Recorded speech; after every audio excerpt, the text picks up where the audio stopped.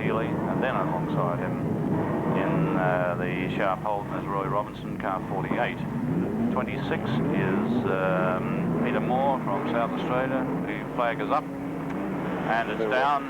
A nice start by both of the Cooper Climaxes, and look at the Sharp and Holden car 48 rocketing through the field there and moving up into 5th place as they go through the right-hander. I think actually the Sharp Holden was glad to be away. I noticed a big cloud of steam. It doesn't like sitting on the start line for very long. No, one of the problems, of course, with these cars is that you can't idle them for too long because they get all hot and flustered.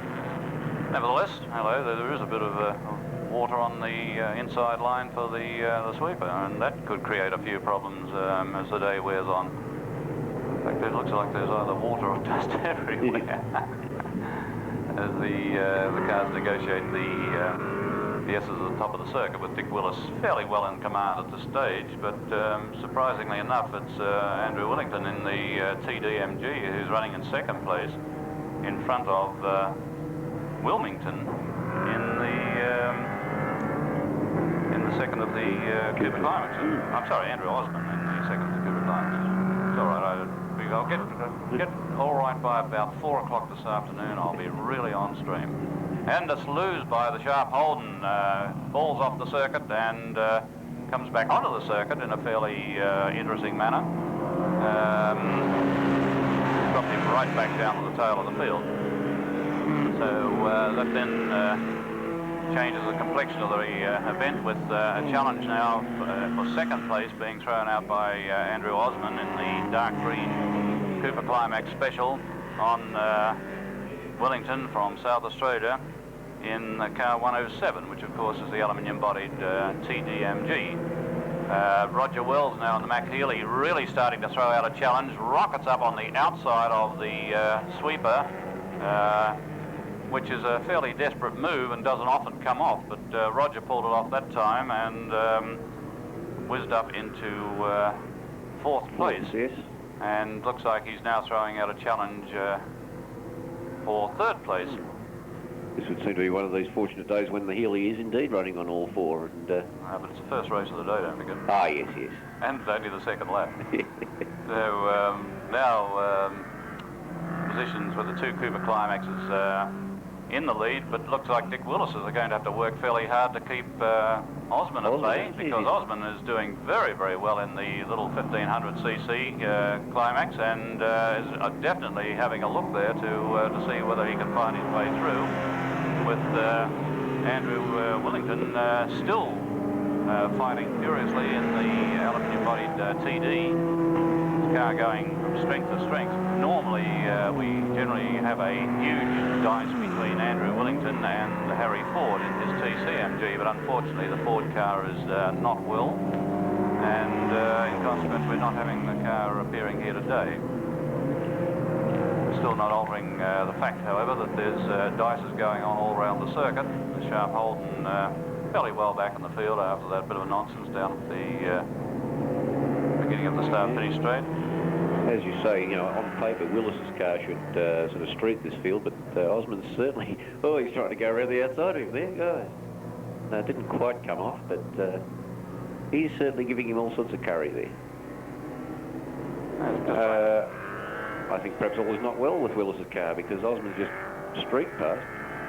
Yes, I think Willis may have a bit of a problem there, because a 1500 shouldn't blow off a 2-litre like that, not in a straight line. Meanwhile, back at the ranch, looking at the cars coming through the right hand into the back straight, and car 85. Really?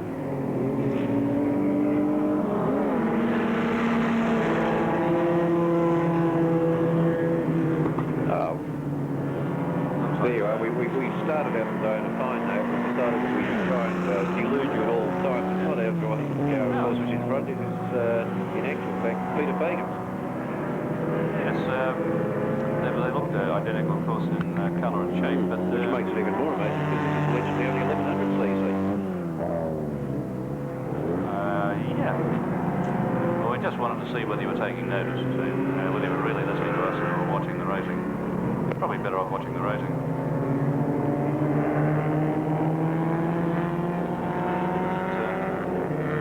understand what happened to Andrew, actually. He's hacking his way through the field there, but... Should be further up near the sharp end than this one, would have thought. Ah, right.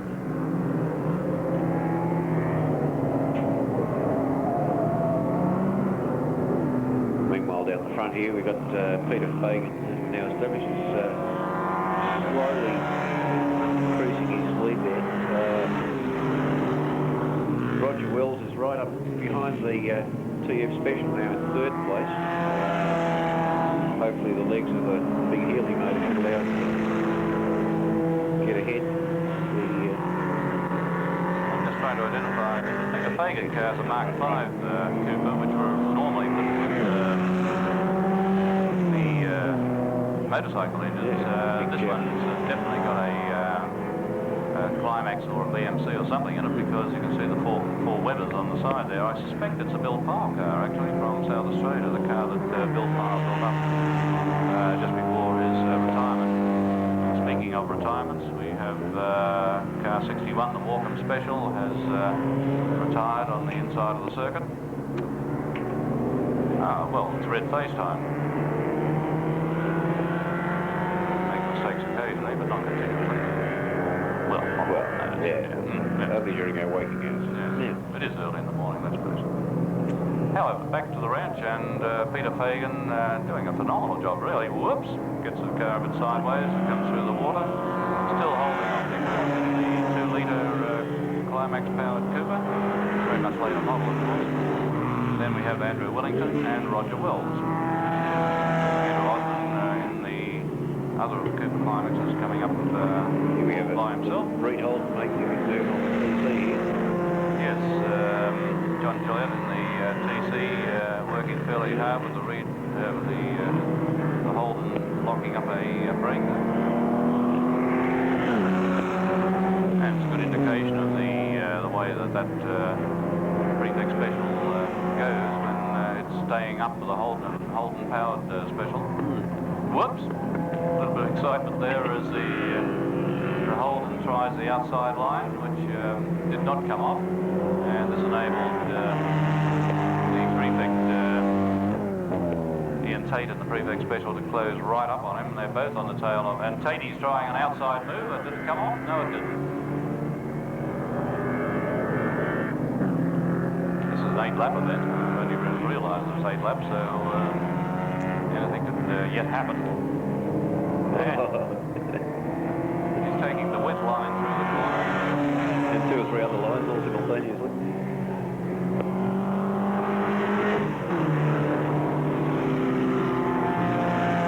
The first 5 places seem to be more or less static, with Nick Willis closing ever so slightly on the Cooper Mark V of Peter Fagan from South Australia. And yes, I've definitely decided that's the actual car. Being able to close the gap sufficiently to really throw out a challenge. Meanwhile, a similar battle takes place on the Dunlop Straight with John Gillette in car 17, the MG TC under heavy attack, and this time the Holden's got through on the outside. Must have been a bit mouth-watering for all concerned, and Ian Tate goes through on the inside as well. So John Gillette has been relegated back to the Holden. The Reed Special. Showing more front than miles, and then the left 52. I believe that it is entitled to run the conversion. There's some controversy about it, but if ever he puts a thing on, he's going to embarrass a hell of a lot of people in LV racing. Because the overhead valve conversion made an enormous amount of difference to the power output of the Ford. Huge break-up lock up there from the Reed Special with John Bromfield at the wheel. Having a very, very lonely drive with absolutely no one to play with this car 25.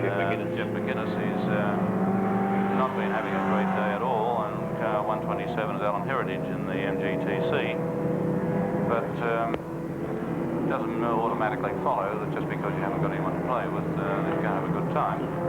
It looks as though the checkered flag is about to go out to... Well, if Willis is going to do anything, he's going to do it in this next 1.5 corners, and can't see it happening, so it would appear that Peter Fagan is going to take a very well-merited win. Across the line he goes now. Willis in hot pursuit, followed by the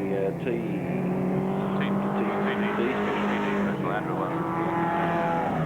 And we have Andrew Osmond and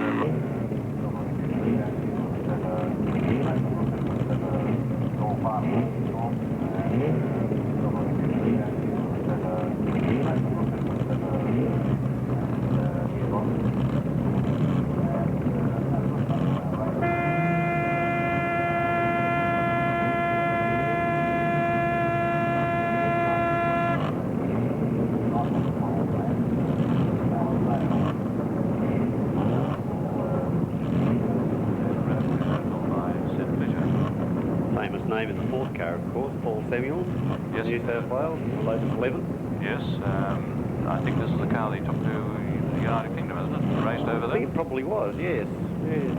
And alongside Paul in car 1 is Jeff Graham in an MGTC special with a special streamliner body. John Burke with a note of mix, and the next one down. So on the front row, we've got Lady who gets away very nicely with Bale slipping up in the second spot ahead of Wright in the buckle.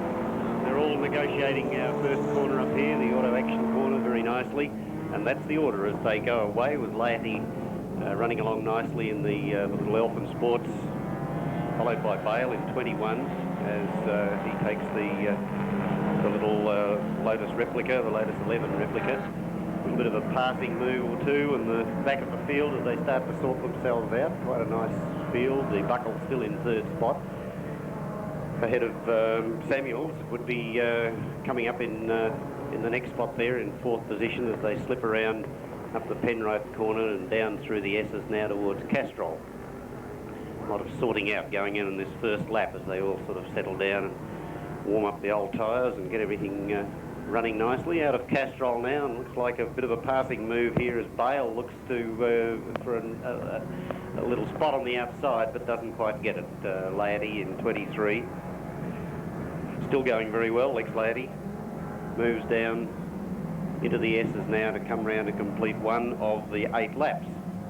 7 laps to go for them as they sweep around here. A great battle going on in the first spot between Laity, Bale and Wright, with Wright in the big Zephyr powered buckle holding him off. Paul Samuels next, then followed by Graham.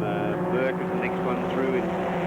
No, he's not. Burke has dropped right back in 58. We've got 137 has moved right up there. That's John Scott in the MG Milano. He's come right up into 6th position now. Ahead of 44, that's Michael Towler in the JWF Healy Special. Then we've got number 5 coming through, George Macon in the MG Oscar. Then followed by 58, which is Burke. Burke driving the Nota Minx as they all get themselves around through the sweeper. The leaders, meanwhile, a little bit of dust up there at the top of the circuit, but nobody's run off. Incidentally, we've got an encouragement award for the best off-road excursion, which we have to do something about during the day, so we'll have to be watching for that, Ian. Yes, does yesterday's count? I don't know. I think it probably will. I don't know. I understand that someone did a barrel roll yesterday. Was that right? We better check that one. There's the buckle making a move, but just not quite. Yes, he is brave enough. Very brave, in fact. Comes down on the inside, so Wright moves up now into 2nd spot. And still our leader is Lex Laity, going very nicely in the little Elfin. That's the Zephyr getting, the Zephyr buckle getting very, very quick now as they race down the straight. 2 down, 6 to go. Round through the right-hander at the end of the start-finish straight, and these two starting to move away now from Bale in car number 21. Next one through now, we've got a change of position as Graham has moved up in front of Paul Samuel. Still holding 6th spot is John Scott in the MG Milano, and behind him still car 44, Michael Towler in the JWF Healy. Then the Nota Minx 58 with Burke at the wheel, and the MG Oscar of George Macon. Next one through, the white car with the blue stripe over it, going through the sweeper now as the leaders negotiate the beginning of Castrol corner. Into Castrol. And car 21 has had his wrist slapped by getting a 1 minute penalty for jumping the start. That's Alan Bale in the Lotus 11. Well, it's going to make a difference because he's in third spot at the moment, and he's certainly not a minute ahead of the fourth, fifth and sixth cars. So he'll have to either go a lot quicker or be content with a very, very minor placing. Round they come now. It'll be 3 down, 5 to go. Ooh, the buckle starting to really push the buckle, getting the tail out of it in characteristic buckle style as he swung it round into the straight, but out of the straight he's a little bit tidy at that time. Down he goes through the kink into the right-hander now at the bottom of the straight. I'm not sure what we call that corner down there, but I think it's, well, it could be CIG or it could be Repco or it could be anybody's corner. Who cares? Lady still the leader. He's doing very nicely. It's a very nicely prepared little motor car, this one.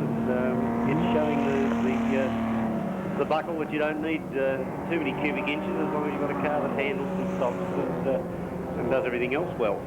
Interesting car out there, admittedly at the back end of the field. Car 16, Rod Kirkby, or Dr. Kinkby as he's better known. The old Mallet. And the Mallet U2. Now these cars were built in England by Arthur Mallock, and with what appears to be a very rudimentary type of suspension, but on a good circuit, a smooth circuit, they embarrassed a lot of much more sophisticated cars for many, many years, particularly in the hands of Arthur Mallock himself. And see that one of the very few Mallock U2s in Australia is back on the circuit again.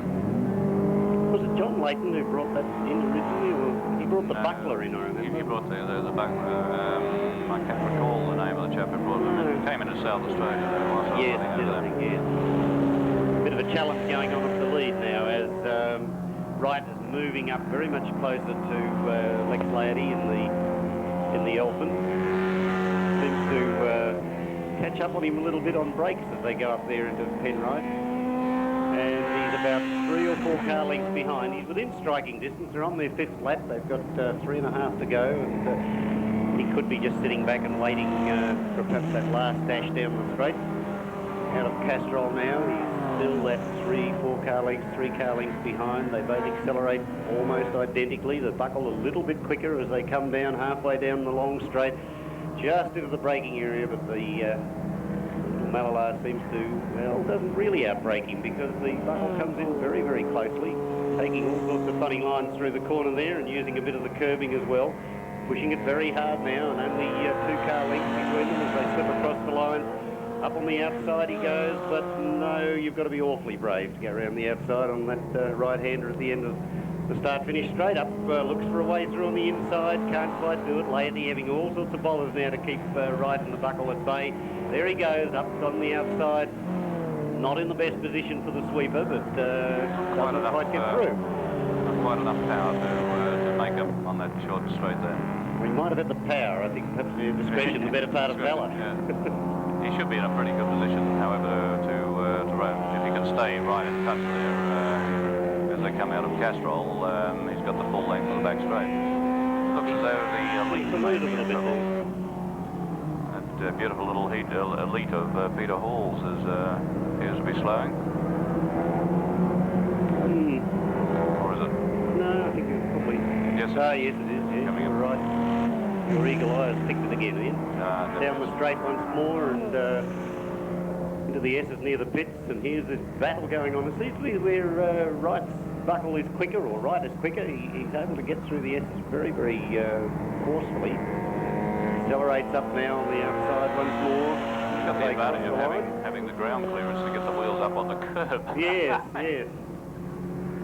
6 down, 2 to go. They're battling it out for the lead. Still, of course, in 3rd place is Bale, but with a minute's penalty, I think he's going to be behind car number 1, which is Jeff Graham. This time the buckle's got him. Made it. Yep. He came out of there that turn 2 very quickly indeed, and obviously had the momentum up to make up the distance before they got to the sweeper. And I think now that they're going to remain probably in this position until the end. George Macon in car 5, the beautiful little Oscar, having a fairly quiet race there by himself. He is the nominated a trophy for the meeting for the best Formula Junior performance. Out on the straight now, Bale has actually closed up a little bit on Laity, but of course that minute penalty, it doesn't really avail him of anything. The buckle stretches its lead a little bit. There'll be one lap to go when they cross the start-finish line this time, down through the S's, and not quite as forcefully this time as he was before. He didn't need to go up on the curbing on the inside, but he's well and truly in the lead now by about 6 car lengths from Laity, Lex Laity in second place. In third on the road, we've got 21, that's Alan Bale, but really in third place we've got Jeff Graham, the MG ARATC, and in fourth place behind him would be Paul Samuels, I think, yes, about to lap car number 18, which is George Yeremaev in the Alford. Next one through, 137, John Scott, the MG Milano, then 58 is John Burke in Henderson's Noda Minx. 44 is Michael Towler in the JWF Healy Special, as the leaders are right up at the top of the circuit on their last lap. And about to lap some of the slower cars, in fact. yes, quite a few slower cars. Quite a speed differential between these cars. All moving nicely out of the way though and allowing them through. That's right. Looks as though he would be terribly unlucky to lose this race. As he comes down, slips it through into the right-hander, through the left-hander, out of the last corner, over the start-finish line. Now the finish line, having started there 8 laps ago, so it's Les Wright in car number 90, the Buckle, who takes out the race from second place man Lex Laity in car number 23, the pretty little 1960 Elfin. In third place, I would say, will become car number 1, Jeff Graham in the MG, the ARATC, as he goes across the line.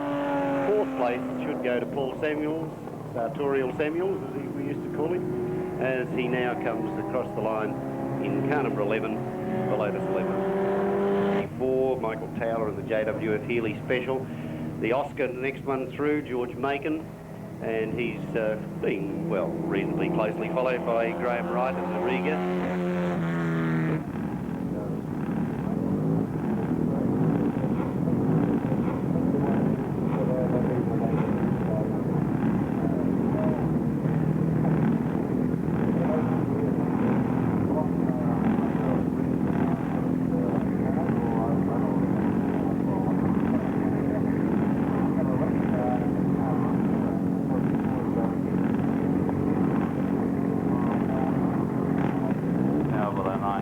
BMC motor.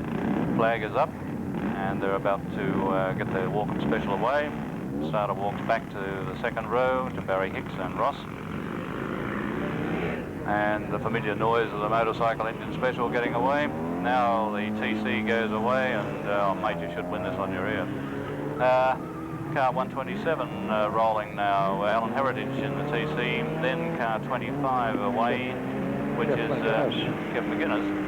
And now in group, John Gillette and the Sharp Holden, and oh, that's a bit unfair.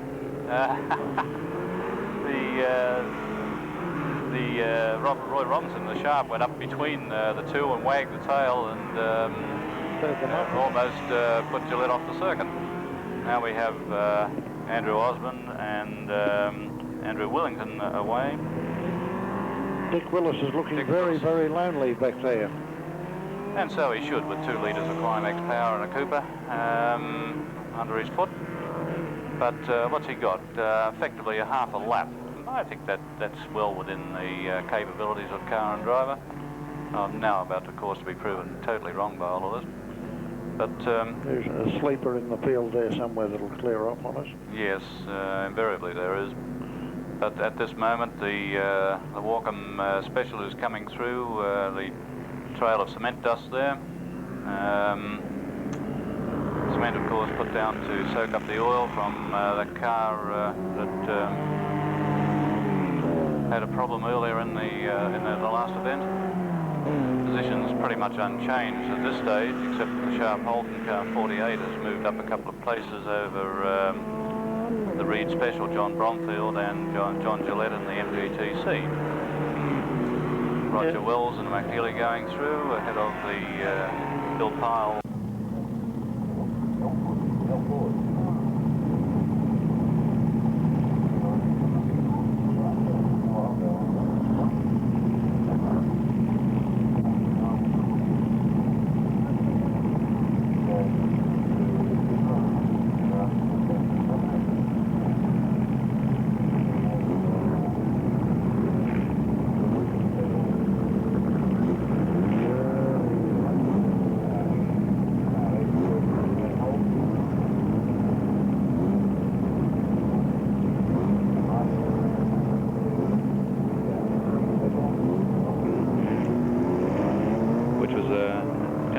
pretty nice.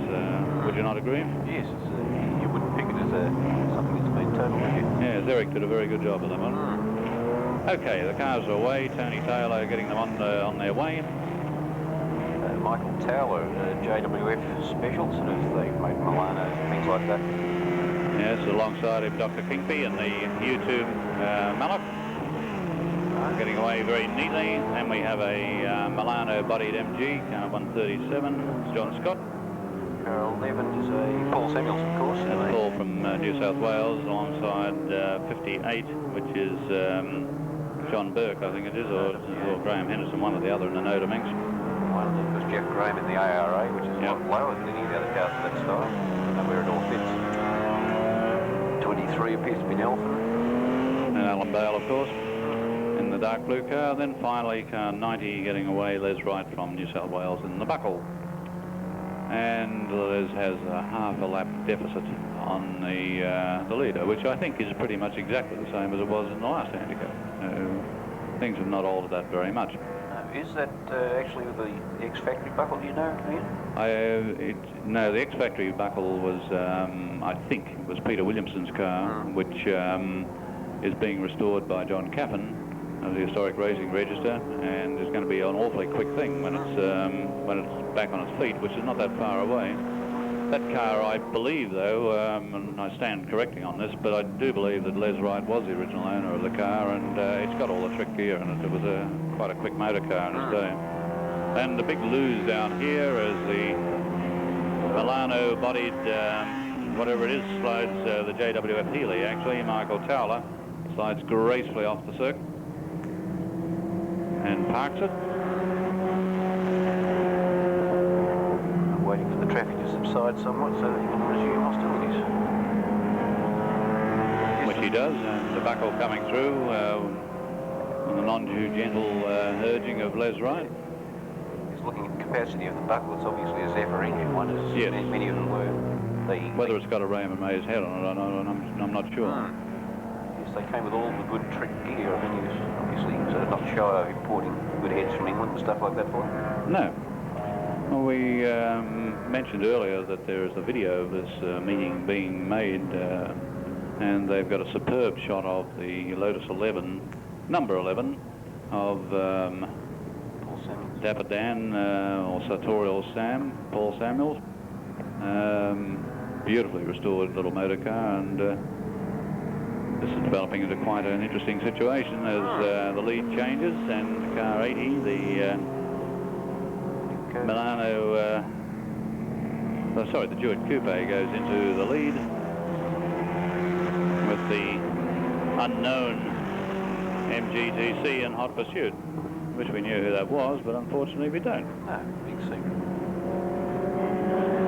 Hello, the Elite Sky Gardening. Not recommended because their one failing was they had all the brackets, the suspension brackets, and that's bonded to the fiberglass, and it wasn't unknown for them to rip a bit, but never mind. Somebody else has gone over there with him to have a bit of a look what's going on. We seem to have a temporary car park in the vicinity. It's the Dr. Kirkby in the U2 Mallock. Yeah. He has retired the motor car and walks slowly and sadly away. Probably ruminating on all the whys and wherefores of motor racing, as he's got something like about 11 cars strewn around the countryside. It probably doesn't matter that very much. I know where he appears to be heading, but you'd think he would have done that before the start of... Never mind. Yes. We have the Jewett sort of opening up I think he's going to be very hard to beat in this event, actually. Yes, he might be the fellow you talk about, they catch out for checking their times later. Although this bunch of sort of midfield cars is starting to... Yes, starting to look interesting. That little Milano-bodied MG, the green one, the 137 from New South Wales, John Scott's car, is going very quickly. See, 2 litres worth. I don't know what it is. Was it a large BMC B series perhaps? Overboard MGB type thing? I don't know. It's got some square. Only 1500 cc, Oh, sorry, I'm looking at 1495 down the bottom. It's all right. Don't mind me. I'm looking at the date. But, yeah, you have to stop smoking. And the JWF Milano being thrown around with a certain amount of flair after his excursion. A 4 or 5 lap event. The field, or the main part of the field, is sort of starting to bunch up quite well up through the back part of the circuit. The buck was, I suppose, I can't see him making it. I mean, he's still a third of a lap behind the lead cars, but we'll just wait and see. The first 2 cars are obviously the sleepers of the event. They're sneaking well away. But George Macon's up to 5th now, you know. Foxy old buggy, you never know what he might be up to. Yes, well, Macon, of course, has been known to win the odd handicap or 6. I think he'll have to go just a smidgen harder. He seems to be bouncing up into the seat, Well, we've got Paul Samuels and Jeff Graham not all that far behind him, and both of those are quick motor cars. I think this could be the last lap, and if anyone's going to pull anything out of the hat, it's going to have to be fairly soon. I'd say that at this time, the Milano's got a pretty well sewn up. I'm sorry, the Jewett Coupe. It's a bit hard to toss from there. The TC will soon be under attack from the Milano, which should end up with 2nd the way things are panning out. Yes, that's John Scott, of course, in the Milano MG. And in fact, he romps past into 2nd position. Whether the TC can hold out, I think it's Samuels, it's getting a bit difficult to see from here. That's the often... with just... Yes, he'll do it. No, it is Paul Samuels. No, car 90, 22. 92. Jeff Graham. Graham, right. Yeah. Graham, right. One of those Grahams. Yeah, one of those. Yeah. So,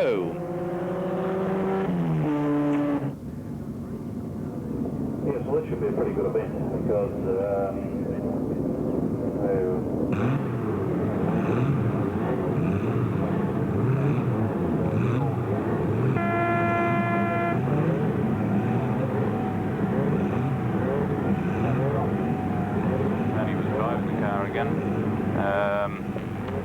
on the 2nd row of the grid, and don't be surprised if this embarrasses the 2 cars on the front of the grid. And alongside him is nasty Norm Bice from New South Wales in the Lee Francis, and he'll be well worthwhile watching. Car 19 is also another Austin 7, and they're away now. Looks like Steiny in the Austin 7, car 19. That's correct. And look at the Russell Morris coming through the field, really hard, carving its way through from the back of the field. And of course, right at the end of the field, we've got car 177, the lovely and talented Rob Rowe from New South Wales in the Amel car, 1921 model Amel car. So while it may not necessarily be the fastest thing around, oh God, it looks funny. It's actually Malcolm Shaw driving that car today. Rob Rowe's in the other Amel car up further. I see. The slight change in the program. Places knee deep in Amel cars. What's this sudden resurgence of Amel cars? Rob ended 2 and found it was a little troublesome to drive 2 at a time, but unless they go side by side with a leg in each. So he got Malcolm Shaw to drive the one with the bicycle wheels at the back.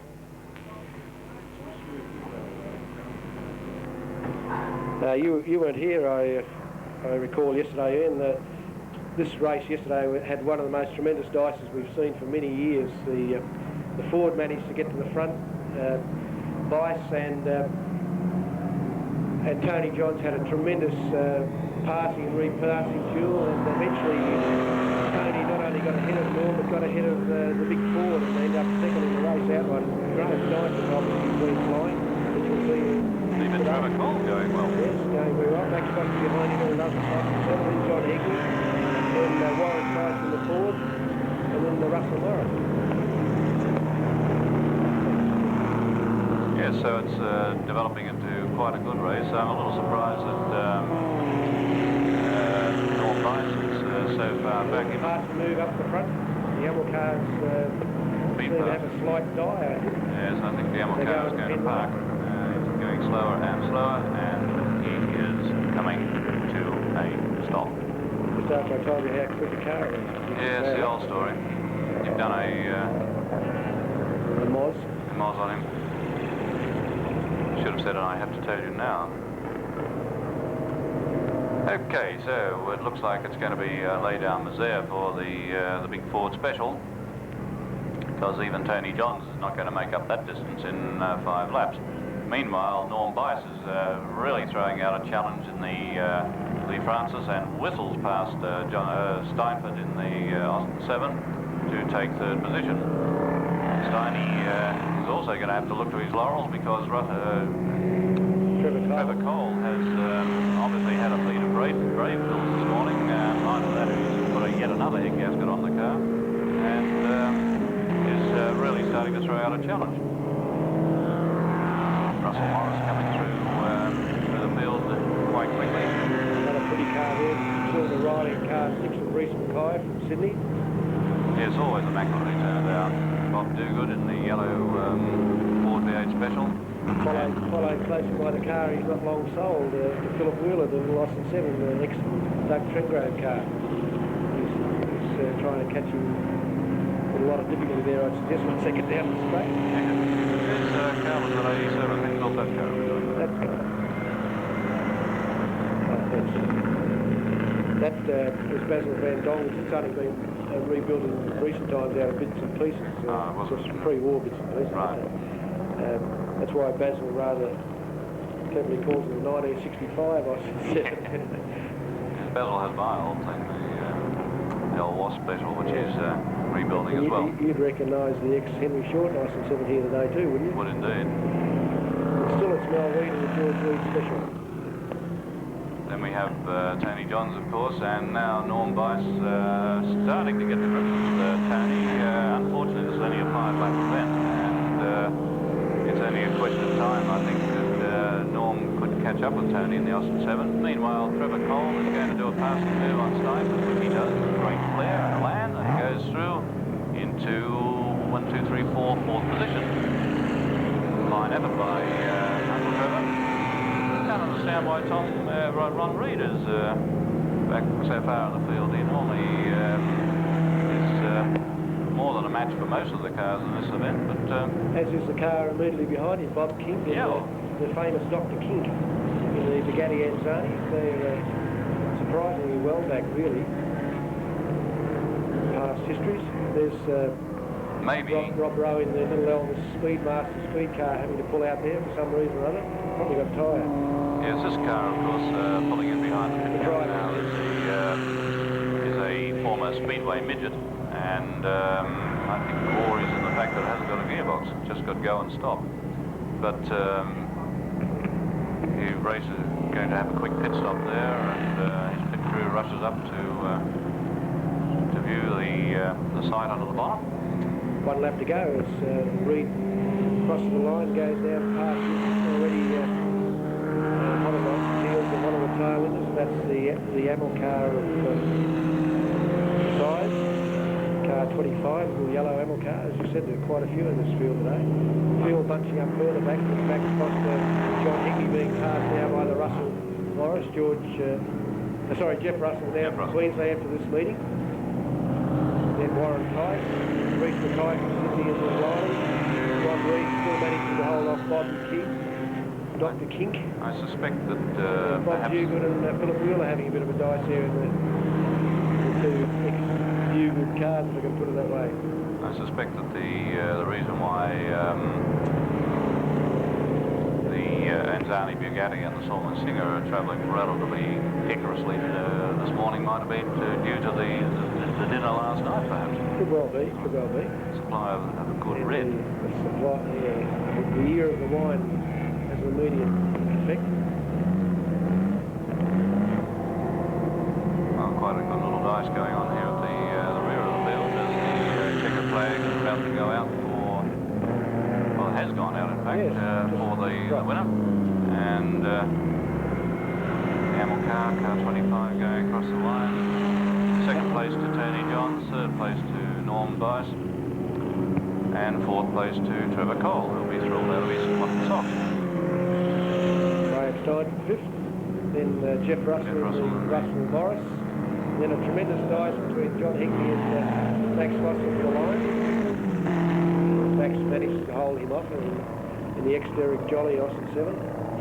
Yes, two very famous cars there, those two Austin 7s, the ex-Derek Jolly car from South Australia, the pale blue car, which was really a force to be reckoned with for a number of years in Australian motor racing immediately after the Second World War, and the red car with the white bonnet, John Higney's car, car 83, was of course the ex-Doc Grosvenor car, which again, at the time when we were all playing around with Austin 7s and having a ball, that was certainly one of the cars to beat. Beautifully prepared by the late Doc Grosvenor. The tail end has just crossed the line. I don't think we mentioned before, was car 34, Philip Rydell from South Australia in the Schultz Ford Special. Yes, Philip comes from Mount Gambier, I think, in fact, and pretty car too. it's a superb motor car. It's hard to make a big Ford look pretty, but that is one of them. They do manage. Oh, the action coming thick and fast as the Rob Rowe obviously returned to the field. I didn't realise that. pumping furiously on the pressure pump to pump fuel from the fuel tank. There's his other Emma car crossing the line with Malcolm Shaw at the wheel. Someone else coming up to have a run across the line, car 64. Where are you? Well, he's already received the second flag. Ian Brockford.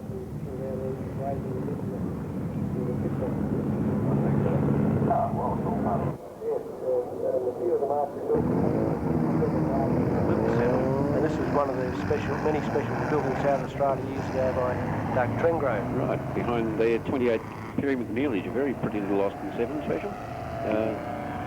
And away with him for a very short period, because he's now away in front, was car 65, the Holden speed car of Coleman, also from South Australia. And already we've gone through a few interstaters, and there are many more to come. Yeah. Car 75, of course, as previously mentioned, is John Needham in the Dioto. And behind him, Steen Peterson in the Samson, and the black pointy tail car, now being passed by Martin Hooker's Riley 9 special. That car, of course, I suppose only races between appearances for GTX. Right. The Sums. Isn't that the...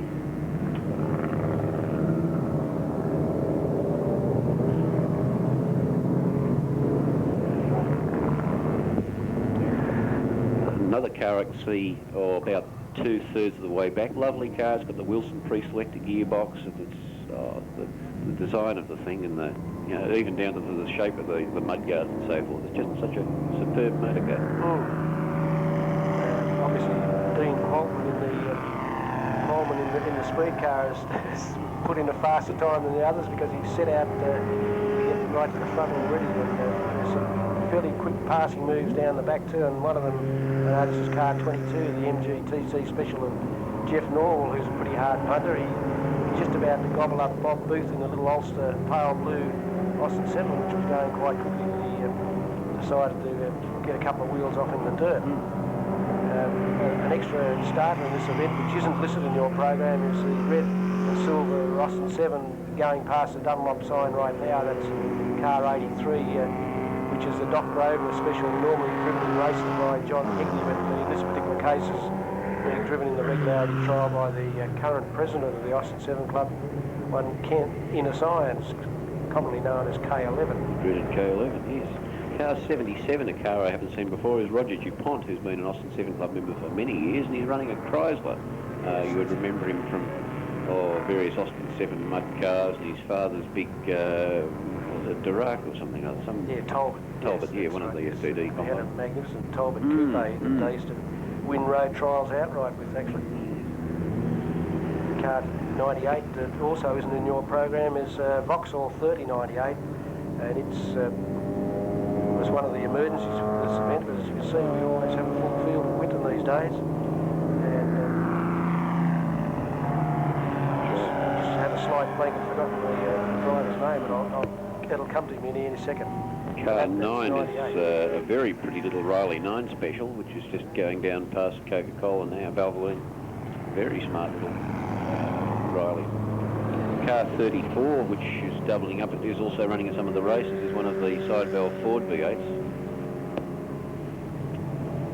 just come back to me. It's Ron House in the Right. Vauxhall 3098, but that's one of the problems of not having it listed in the program. It doesn't come really to mind. Car 27 going past the pits at the moment is a little Austin 7 special of Don Smith. Right, Alistair Clark in the MGM type, the dark blue, and car 54, I think it was, yes. Yes, and they're not very far behind the other MGM type in the race, little red one driven by Patricia Mottram.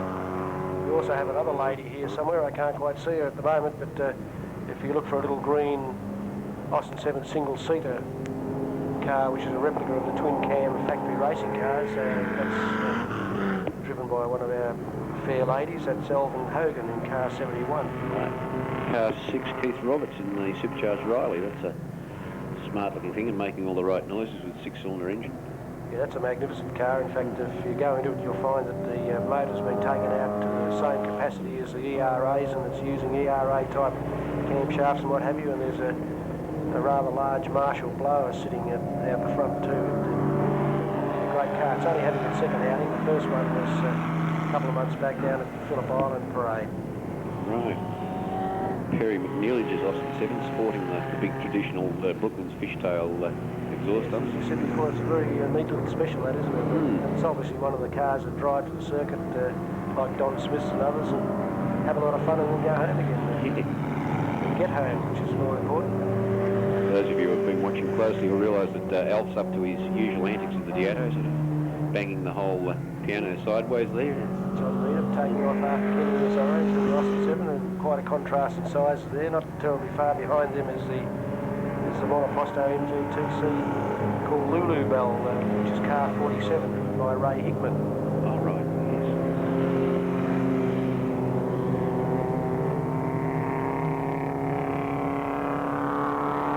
150 here we have.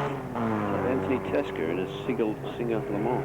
Yes, he's a fairly regular competitor at all events here. Comes down from New South Wales, Tony, and a great supporter of historic Winton. I don't think he would have missed too many meetings here either. No, it's actually good to see in an increasing degree the amount of interstate competitors we're getting here, and also, of course, this is washing off in other meetings in other states. I was reading in the latest issue of Fisher Rappers Fortnightly a report on the Appendix J race at Wanneroo, and about half the field was from New South Wales and Victoria, and a couple of locals thrown in, I think. This car one there is an MGTF. It features the bigger version with the 1500 motor. That's driven by Colin Haste, again an interstate visitor from New South Wales. That would probably be the newest car in the field, I would suspect. Yeah, it was brought out here from England in the early 60s, and hasn't really had a rest since. It's been used in all sorts of events, hill climbs, road trials, everyday motoring to work, the whole bit. Bernie Jacobson, I know, is throwing a little bit of Gonda rapier around quite briskly. Always does. 44 is the little Austin 7 Special, which is a very neat little car too. The silver or aluminium covered car, that's driven by Fred Mitchie. Because Bill O'Scriven in the number 152 with the orange paint on it. That's 151's Tim, that's his son, I believe. That's right, yes. Yeah. Still just going past Patricia Mottram now. I think they're from up towards Albury way or yes, something. Yes, they're very keen. You can almost call them foreigners too, but they're not really. No, they speak the same dialect. Yes. Good dice going on between the road going Big 7, Car 7 and Evelyn Hogan, to whom you were referring earlier. 71, yes. Here's Jeff Norwell, who doesn't waste any time at all with this MGTC. It really flies, and in fact he's about to fit a big blower to it, so imagine what it goes like.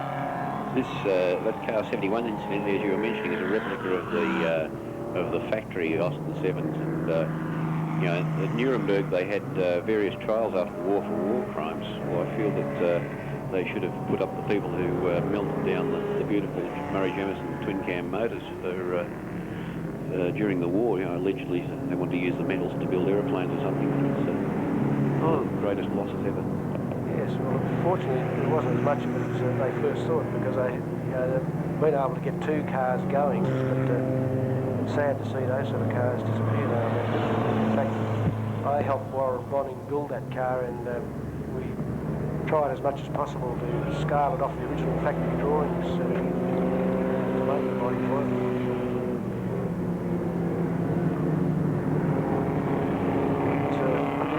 interesting that they've got the flag marshals frantically waving blue flags in a regularity trial. I didn't think that ever happened before, but there's obviously some dices and triers out there. Well, I suppose it applies just as much as to a race that you've got to sort of, some of these people are sort of away in a little world of their own. You have to let them know that somebody's coming up, or else they might sort of do an inappropriate thing and step across in front of them. I tend to think that these things are supposed to be a procession, and here they are, 4 or 5 cars having one dice at a time. That Riley 9 Special Car 9 that I mentioned earlier, driven by Martin Whitbread, it's a very nice little car, and in fact it's a very quick and reliable car, punted rather hard by Martin, I might add. Won most of the main trophies in the Vintage Sports Car Club last year, and already this year he's won a day trial and the Alpine trial outright, so give you an idea that this isn't just a track car, it's an everyday car, and you can do anything with it, go in any sort of event. That's right. It sort of comes from that period of design when the cars look really superb, the Rileys and the Brooklands, the Ulster Astons and the Straker Squire and things like that.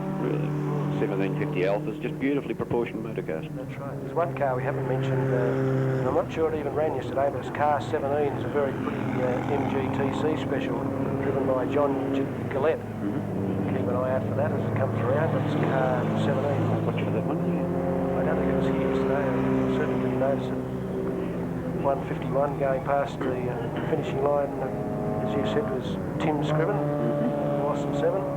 Quite a few Austins here today. David Greer's car going quite well there, that car 7. As you say, he's always over here from South Australia. Things seem to go around like clockwork every year.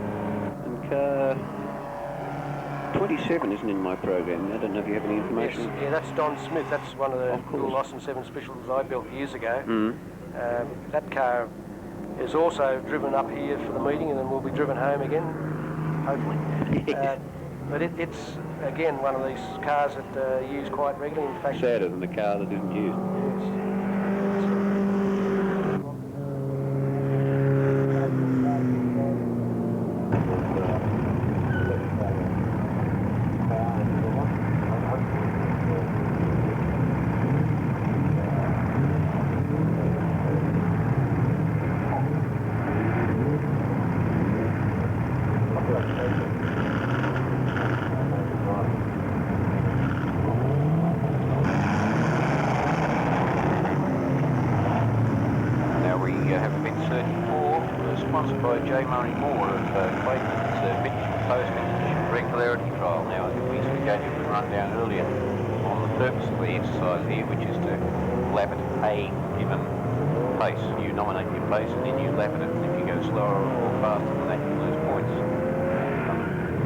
Speed doesn't come in. So it gives a lot of people a chance to get on the track who wouldn't be able to do so in open competition.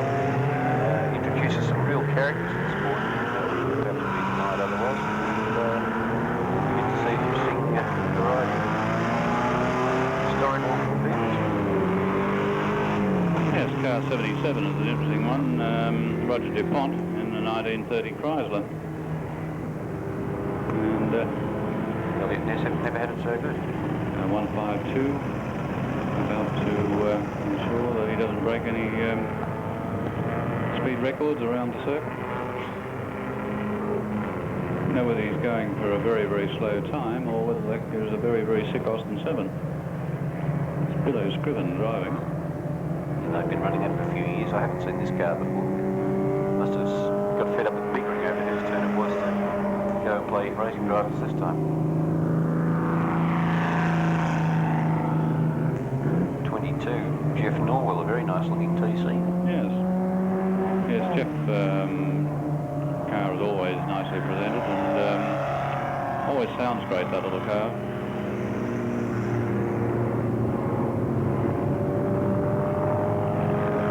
Jeff car 87, of course, well known to Will Sol, but the car is probably well known to those few commercial television.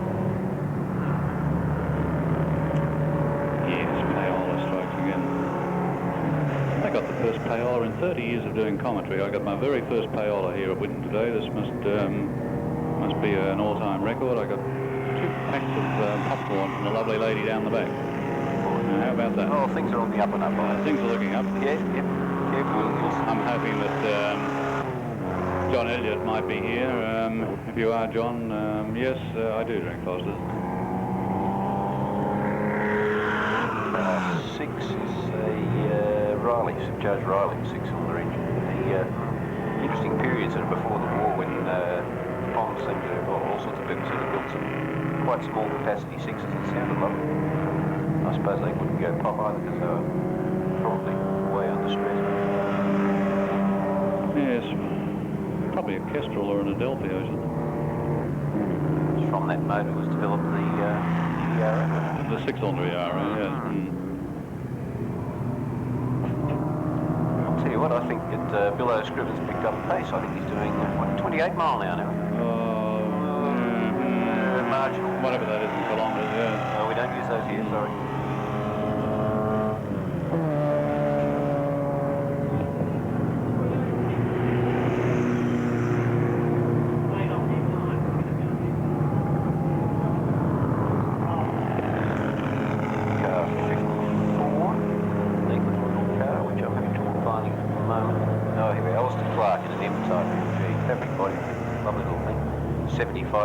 John Needham, whose antics need no explaining, as he throws a Tiato sideways through a water action.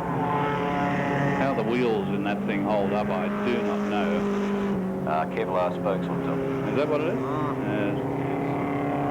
The handling is held by the plate being Lexington, I believe. Needham is to motor racing what chapter's just died? Was to 12-metre yachts. Ben Lexington. They would have made a good pair, Lexington and Needham. I would hate to have been in the same room with a pair of them, but...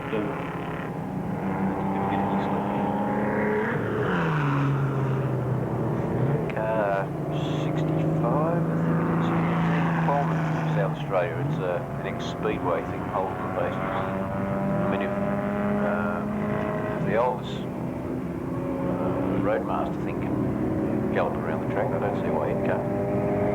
Yeah, I'm not quite sure just what exactly the speed car, how it categorises an historic racing car, because, well, I don't know. But nevertheless, it is indicative of the little midget speed cars that are tremendously popular here in Melbourne at Tracy Speedway, and also, of course, in South Australia, where Speedway was very big indeed, and this is an excellent example of those cars. Very nicely turned out. There was a tendency amongst we of the road racing fraternity to look down our noses at them of the Speedway fraternity, but I had the opportunity in Adelaide when I was living over there to go to the Speedway pretty regularly and go down and have a look at some of the midgets, and the workmanship and detail in them was more than impressive. We certainly left a lot of the road racing cars for dead. Well, that's right, and I think to some extent the same holds true today. I mean, those of you that think that Speedway is sort of pretty easy or second rate, go along and have a look at bloody Gary Rush, George Tatnall and these sort of 600 horsepower things on dirt. It's a bit too much else motorsport. Pretty little Austin 7, car 7. It's David Greer from South Australia. Very similar to the Fred Thorne special. But, Fred was one of the founders of the Austin 7 Club, and in fact I think he was the founder, and had a lovely little Austin like that. We have an Austin 10 special. Yeah, even more rare with those two big carburetors. Also from South Australia. We're still looking for an owner for this Toyota key, and we have an owner of a Toyota without a key. So if anyone's found a Toyota key, would you please bring it up to the box, and we'll swap you for the one you should have. The one that we've got. We had an expiry over there, I think. Things like that.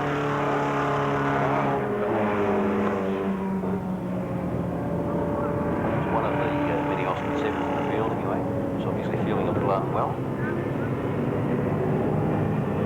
Car 44. 44, thank you. Fred Mitchie. 1928 It's starting to feel the pace. Well, I suppose 29, what's that make it? 59 years old, 58 years old. Getting on a touch. And the checkered flag goes out to car 1, the beautiful TFMG. Pace from New South Wales. Isn't that a pretty drive? It is indeed. Typical of the Rileys of the immediate pre-war era. Actually built one like that one time. Had an old Riley Monarca that the body was starting to fall off, so we assisted it with an axe and constructed a vehicle which looked vaguely like that. Vague is the word. Right to the genre. It was body by vague, actually. Yeah.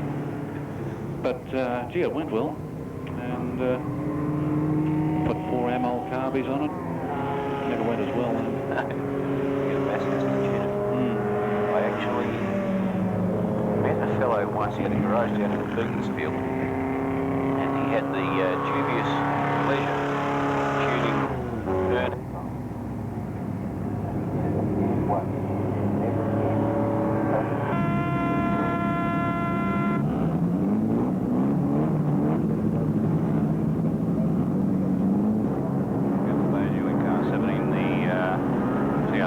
Triumph.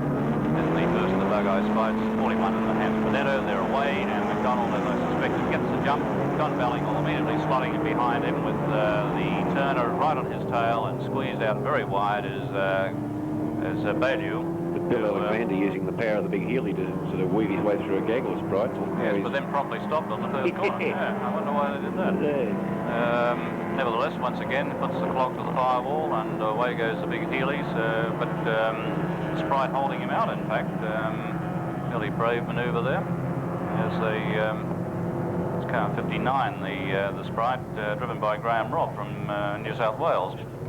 So into Penrite for the first time, and Ian McDonald in the Elva is starting to set up a fairly handy lead at a stage with quite a good battle going on for second and third place between Don Bellinghall and I would think it's the Turner. Yeah. Meanwhile, at the back of the field, we have Viv McLaughlin with a rotary Healy and another Healy.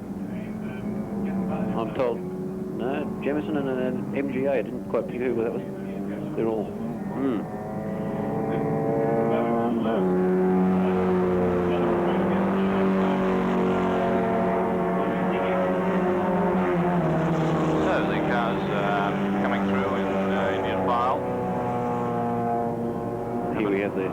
The elderly Morgan, which has obviously got a fair bit of grunt for such a venerable motor car.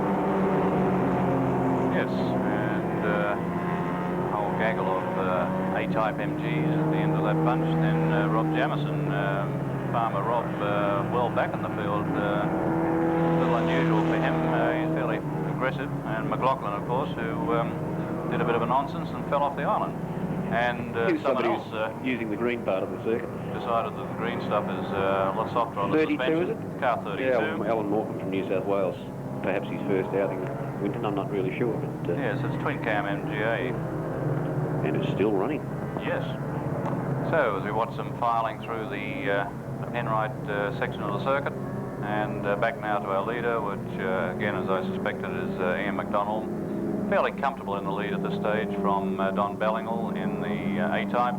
Then the Turner in the hands of Des Lucas, and in fourth place and having a fairly lonely drive is Bailey, but about to get some very interesting attention from the first of the Sprites, Graham Robb from New South Wales.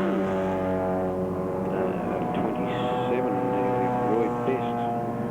Yes, John Best's son. John Best drives the MRD or Brabham, formerly junior, and Roy is in the Sprite. 35, that's John Dowsett from New South. He was one of the fellas having a rotary nonsense up the back there earlier. Certainly a good turnout of interstate visitors from New South Wales to this meeting, which is good to see. Viv McLaughlin sporting some battle scars on the left rear guard. I don't know if they were there at the commencement of hostilities or whether that's fresh. May have assisted him in those rotations, perhaps. See the Sprite attempting to go around the outside of Bodie there up the top. Had to duck in behind, but he's giving him all sorts of courage. Yes, indeed. And I was just thinking, watching that, what a marvellous little motor car these Sprites were. They certainly gave a lot of enjoyment and a lot of motorsport to a lot of people at a very low cost. But Dan McDonald in the recently acquired Elva Courier, one of a number of cars that he owns, in the lead. Bellingall now starting to be under attack from Des Lucas in the Turner. The Turner's another interesting little car. It's again a fiberglass bodied car, fairly light, but only small capacity engine. I think they're 998 cc's. Would that be a single stick Climax or an A series? No, it's an A series. BMC motor. They came in a multiplicity of motors, ending up to Cortina, didn't they? That's right, they did indeed. And it's quite interesting to watch the comparison in performance between the Turner, which is running third at this stage, from those of the Sprites, because of course the car, whilst powered with the same engine and drivetrain, is considerably lighter. But as you say, it sort of indicates just how good a basic thing the Sprites were. I mean, they weren't a perfectly engineered car like the Turner, they were a mass production. That's right, yeah. And, you know, you might be able to remember back to the days when Foley put in an amazing drive in the low at 6 hour, I think it was, just behind Sachs in the Porsche, and all sorts of horribly expensive things that you shouldn't have been beating. But That's exactly right. Foley, of course, didn't know anything about driving either. So a really good battle now developing between Tony Bonetto and the second of the Sprites on the road, that is the blue car. And Bill Alexander. Bill Alexander in the Healy, six-barreled up Healy car 72. And we've got another little battle going on between the 11, which is Cole Porter, driving like a man possessed, and he's just in front of Alan Morecambe in the MGA twin cam. I noticed watching Ian McDonald that he's sort of adopted pretty much the same driving technique in that as he does in the open wheel, which is sort of, you know, bang the apparatus sideways and then sort of organise it through the corner as best. It seems to work. Yeah. And McLaughlin now making up a lot of time there on the back markers as he comes up into all four wrecking corner. It's an awful thing to have to say. Nevertheless, back to the leaders, and it's still fairly well settled at this stage, and I think it's fair to say that unless something fell off the motor car or the motor car falls off the island, it's going to be very difficult for McDonald to be beaten in this event. Oh, Bonetto doing a monster lock up there in the Sprite, closing up on the Healy under brakes, but he sort of keeps it all together. Here's Tony in this little Sprite, of course, as always. Tony indicating to the officials that perhaps he might be being balked by the Healy, and why don't they get out a gun and do something about it? Yeah, or was he ordering 2 beers perhaps? He's going, once again he pulls up alongside, and once again Alexander just gives a loud pedal, a bit of a squirt, and romps away. Probably enjoying every moment of this. Bonetto is frustrated as they can possibly be. Actually, Bonetto likes to alternate his motor cars. Up until just a few weeks ago, his other competition car, and he's just got Alexander incidentally around the outside. Can he keep it on the island? Whoop. Almost. He just hung on there. Can he open up enough in these next 2 corners to maintain a margin down the straight? This will be the interesting part. Yes, as I was saying, Tony, his other competition car up until a couple of weeks ago was a Valiant Pacer, would you believe? Which they flogged around here in a 6-hour relay. The Healy's made the outside braking, but no, Tony's managed to keep inside him, and he should be pretty safe from here, and hopefully. But, geez, he's using every little ounce of that car to... He's right on the ragged edge, as they say. Meanwhile, up the front, I noticed that the Turner has established some pretty close proximity with the MGA. We could have a dice up to second place any moment. Yes. Tony gives interesting hand signals to officials and pit crews and things of that nature. I'd love to know what they all mean. I've got a pretty good idea what they mean, but... Demonstrative sort of lad. Yes. Must be the Italian heritage. Italian blood. Yes. How do you stop an Italian fighting? Tape up his mouth. How do you stop him talking? Tape up his hands. So, We won't have any racist jokes here, thank you. no, thank you. In fact, it does look as though there could be a change in the placing, because the little Turner is right on the tail now of Ballingall and trying desperately to find a way through. Ballingall using up most of the road and a bit of the green stuff as well to keep him out. I think the checkered flag is due to go out very shortly, although it can't be on this lap because our start official down there is dozing quietly in the sunshine.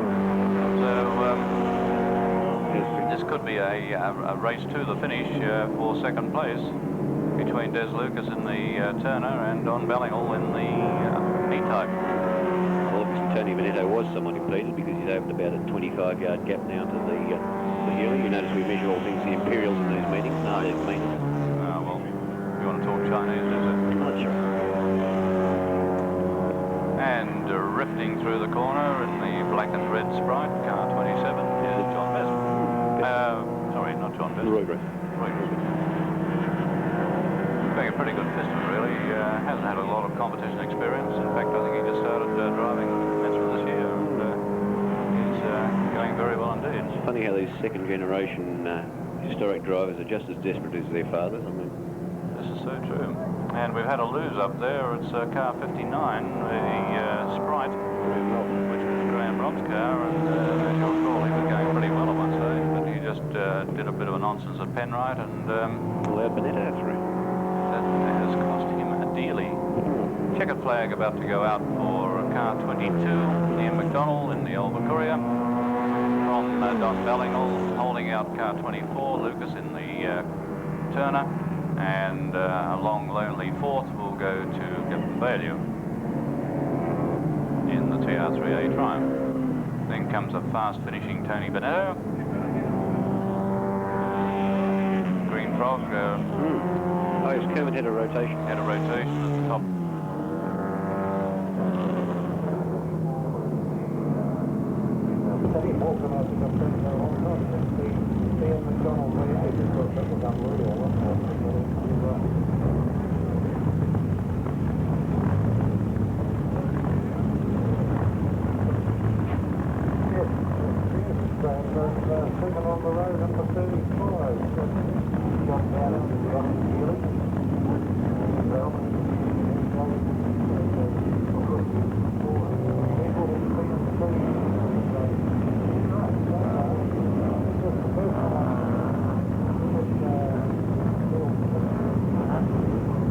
Back is car 82, the Austin Healy Sprite and Michael Russell Clark. And then following him will be car 27, Roy Besson, the Sprite, car 28, Rob Jamison, the Austin Healy Sprite. Been on the way. Fairly good start for the Morgans, got away nicely. Got away very quickly. The last finishing cars now got away, and we're back to the next slot.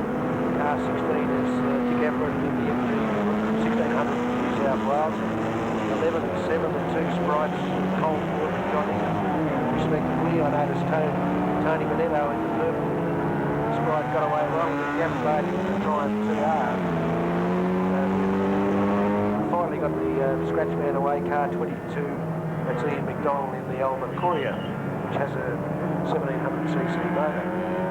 Fortunately for these classes, we don't have problems with credit laps and what have you playing there. No, that's very trying to tell people where they are. But so far on the track, as they are. It's how on earth they can do that, show the credit laps, and they send out our lap scorers, timekeepers, great credit to them to be able to do that. Of course, over and above, that's the credit to the handicapper who sorted that out in the first place. There's an MGA has stopped up in the top corner. Can't quite see his number, but one car I noticed ploughing particularly well through the field is car 24, the little Turner, going really well.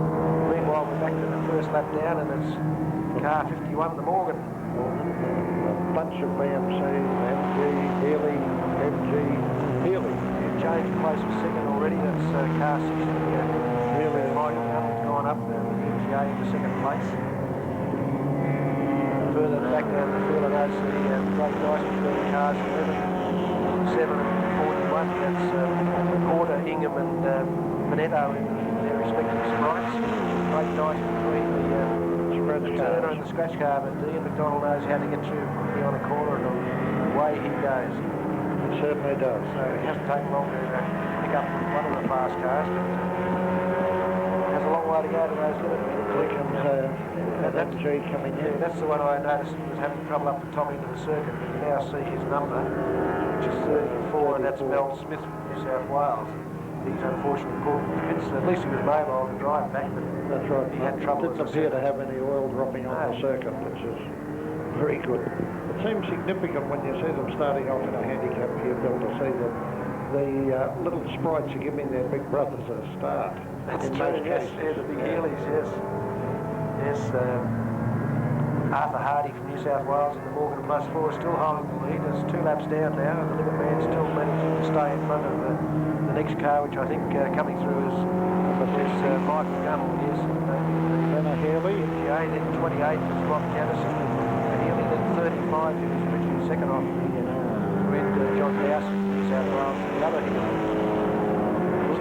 Still late coming through, and there's the Courier has probably gained another 150 yards on the cars in front of him, but he's still a long way away from those leaders. We have 2.5 laps down, and the Morgan Plus 4 is doing quite well, holding his lead as it was with the past race.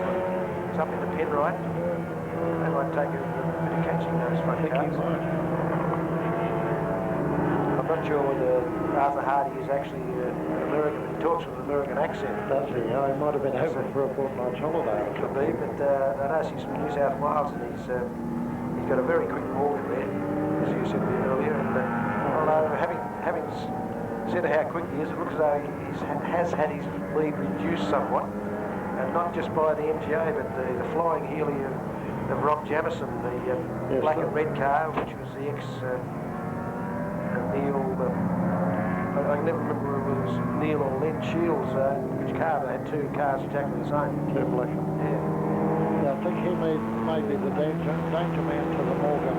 I think so now. It's 3 laps down, 2 to go, so I don't think that's enough lead for Morgan to gobble up. And I suggest if he can only get through the traffic, then Ian McDonald might be the one doing most of the gobbling, but he's just had his entrance into auto action corner chopped off rather dramatically by Gavin Bailey in the Triumph, but now Gavin's pulled out to let him through, and the Courier is really starting to churn its way through the crowd. And I notice one of that pile from MGA has moved up quickly through.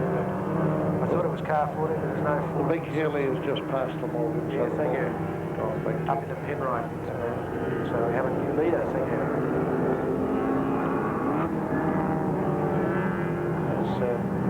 You promised at the start of this it'll be an interesting race, but certainly, as all the other handicaps have been tremendous handicapping, all finishing with the proverbial blanket to throw over them, as they say. That's right. Well, we're getting to that stage now. And the Courier's now got past the blue MGA, as I said, was going quickly, so that puts paid to his chances. Ian McDonald is really flying through the field as they they come down now for the end of the 4th lap. Ian, very unstuck, very untidy. Not like Ian up here, but the track might be getting a bit damp and starting to get a little bit slippery too. So there's been a lot of oil spill on today, but right, he's made up some place in that last lap. And he's now got on the inside of the 2 Healy strikes, at least one of them for the time being, and maybe the other one in the next 100 yards. That will put him in 4th position. That's right, he's up to 4th. He's got the MG and the Morgan. There he goes. He's now into 4th. It's the Healy of Rob Jamison leading now, fairly comfortably, I'd say. He's lost 4th place again. Has he? Yes, he's lost 4th. Car got him under him on the bend. Yes. The leader is still going up in the Fish, looking fairly comfortable. The Healy of Rob Jamison, car 28. Yes, I think Jamison's got the trophy at this stage. Sure as I say. Tony Taylor standing out on the line waiting to wave the checkered flag, but as you suggest, it looks like a fairly comfortable win for the Healy. He's not having any problems. He can just about roller coast the rest of the way, I'd suggest. I'd say he's even taking it steadier there. I think he's been very careful, actually. Make sure Great dice for second. Ian McDonald can't quite get around that MGA, but he's going to give it a go. And He will. Ian will get it. He got chopped off right on the line. Wasn't too happy about it. Car 60 got through in second place. That's Michael Gunnell, New South Wales, and Ian McDonald third. Still having Dyson right down the field. We've got one car disappeared right across country. You can't quite see him.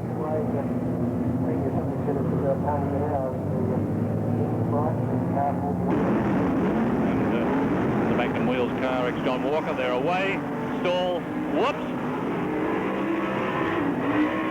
Well, that was not the brightest thing in the world to do.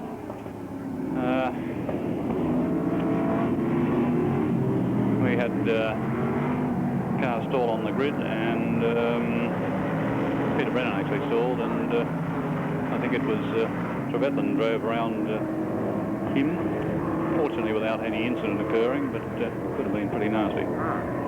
Okay, so it's Minogue in the bracket in the front, the Lola 440, or 430 at least, who's romping away with the event, as he did yesterday. Bob Minogue really starting to get to grips with this car. He's had it for a number of years now, and was one of the prime movers in getting the Formula 5000s accepted as a legitimate part of Australia's motor racing history, and thus we have all these beautiful cars being restored and returned to the circuits where they belong. So it's Minogue in the lead. Paul Cromartie. In second place is Cromartie. And then Ziggy Schuler, whatever, in the Matic A50, which was probably, at its time, I'd say the foremost Australian 5000. Yes, one of Frank Matic's early cars, and I think that really he's there primarily because of a bit of a nonsense at the start. I would have thought that the Lola 430s would have been more or less dominating the event. However, the Hyde Winton circuit is pretty difficult for these cars, although we saw James Hunt, who incidentally drove Paul Trevethan's car, number 11, up here a few years ago, and he really demonstrated how you can get a big motor car around a pretty tight circuit. It was an education watching him sort the car out. He'd go out, he'd do about 1 or 2 laps at most, and come in, adjust something, go out. He didn't need half an hour to find out what was wrong. He sort of made about 30 adjustments in 20 minutes. His object was how to sort a car. Meanwhile, we've got a race going on out here. The two Elfins, having sort of sorted out from the start line kerfuffle, are now rapidly closing the gap to the Lola and the Match just in front of them. Bob Minogue has managed to open up something of a comfortable gap now. Yes, he was just about home on the trailer before the next car gets home the way he's going. Paul Cromartie is running in second position in car 25, which is the Lola, ex-Kevin Bartlett and Bruce Allison. And there was a guy who really knew how to ring the most out of one of these cars, is Kevin Bartlett, of course. But Alfie Costanzo, of course, driving this car, the Lola 430, was the acknowledged king of Formula 5000 in Australia until its demise. A lot of people feel that the demise was a lot too early, mainly due to a certain extent by the manner in which CAMS would not make up a decision what they were going to do about the category. And we've got Trevethan and Brennan in cars 11 and 12, the two cars in the Ansett team colours, really starting to sight through the field now. And it's developing into a real motor race up there as the cars come through Penrite and bunch up to go through the fishhooks. Remembering, of course, we're meant to regard this not just as a race, but as a display of Formula 5000 at various stages of development. We take a look at the cars towards the rear of the field. The one which is currently second last is the MR5, which was the first of the Elfin 5000. John McCormick used one to win the Australian Drivers' Championship, I believe. That's correct, yes. And the car at the tail of the field is a McLaren M10B, which would date back to the late 60s, I would say. And that was what 5000 looked like when they first got here. They were ginormous, great big fat trucks, and you can see how they sort of went on a Wendy Craig in the meantime. Yes, well, the first Lola was a dreadful looking thing. It was just a square box, even had a square nose on it, and can't recall what model the designation they gave it, but it was certainly the most unlovely looking motor car that ever came out of the Lola factory. It's totally unsuccessful too, I might add. Do you remember how hard that big Swedish fellow drove it at Sandown that year? That's true. The M10B running at the tail of the field there, the McLaren driven by George Palby was, as Greg mentioned, the forerunner of Formula 5000, and it was effectively a thinly disguised American Group A car. That's why the particular design and body shape evolved. But as time went on, the cars developed, and you can see the design improvements in the Lolas, particularly. We've got a couple of 330s out there, and then of course we've got the ultimate, the 430 at the head of the field. The two Elfins, by the way, having disposed of the A50 Manager, now all over the 330 or 332, whichever Lola, up at the Penrite corner now. I noticed the Lola was a bit wiggly coming through here last lap, and it should only be a matter of time before the Elfins wear it down. Well, Paul Cromartie, I don't believe, has had a huge amount of racing experience. He appeared with the car, which is, of course, is the ex-John Walker car, the Magnum Wheels car, at Sandown, and went very well. I was most aggressive in the car, and he gave Bob Minogue quite a lot to worry about. He's holding his own from the two Elfins, but both Trevethan and Peter Brennan, of course, are vastly experienced drivers, particularly in the Formula 5000s, and for this reason they're probably keeping him a bit more honest than he would like. Mind you, I find they're big wide motor cars, and here at Winton, of course, it's very difficult to find a spot to slot through. So catching up with him was one thing, but now they've got to find a slot somewhere. Gavin Sala having a fairly lonely drive. In fact, the engine's sounding off song in that car, and Gavin went particularly well at the recent Mount Tarrangower hill climb, just a fraction of a second outside the existing outright record in this car, which is not designed for hill climbs. But I suspect that the engine's not developing full power. But there is an engine that is developing full power in Bob Minogue in the car 3, the Type 430 Lola 5000. We just lapped Ziggy Schuler in the McLaren M10B. The Elfins are not really making an impression on this 330 Lola at the moment. They're too busy fighting each other, I think. No, the point you made about the cars being very wide and difficult to overtake on this tight circuit is a valid one. You can see Brennan doing everything but throwing the gear lever at Paul Trevethan and just completely unable to get past. I do remember you may have been here the year when they had the Rose City meeting, and Costanzo was trying for lap after lap to pass Allison, and he passed him going down into the Avon tyres corner. The latest of late braking manoeuvres I've ever seen in my life. I mean, we thought, God, he's not going to get around there, but somehow it happened. What do you mean, brakes? Yes, young Alfie was quite the boy to pull out a trick like that when it was necessary. In fact, when Bob Minogue took over the car, he was puzzled as to the purpose of the two indents in the seat. Yes. So, Cromartie in the hello, we've had a spin up there. McLaren. It's the Elfin, the McLaren spun off out of the way, fortunately. But yellow flags being waved to indicate that bit of a moment. Car on the circuit again, no damage to either car nor driver, and the yellow flags removed. About one lap to go, I think, on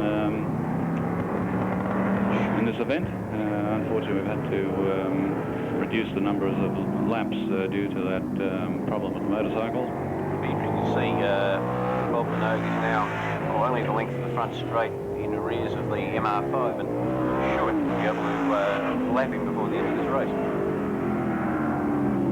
Yes. These cars are rather deceptive. They're tremendously noisy and they look pretty fearsome, but really they're not too bad to drive until you really try and drive them hard. boy, do you ever know you're working. They tell me that the actual reaction time in them is slower than for the pathetical things that replace them, but I don't know. I think once the rear weight bias and the torque sort of takes over, it'll be a matter of close the eyes and wait for the bang. This is true. Yes, well, Bob Minogue has managed to lap the MR5 and is coming up now for... he's fortunate to be being able to drive the thing sort of within the limits, because the 430 apparently was a very, very ragged car to drive on its limits. I think it's a ragged car to drive on the trailer. And it looks like the Lola has managed to hold the two Elkins out right to the line.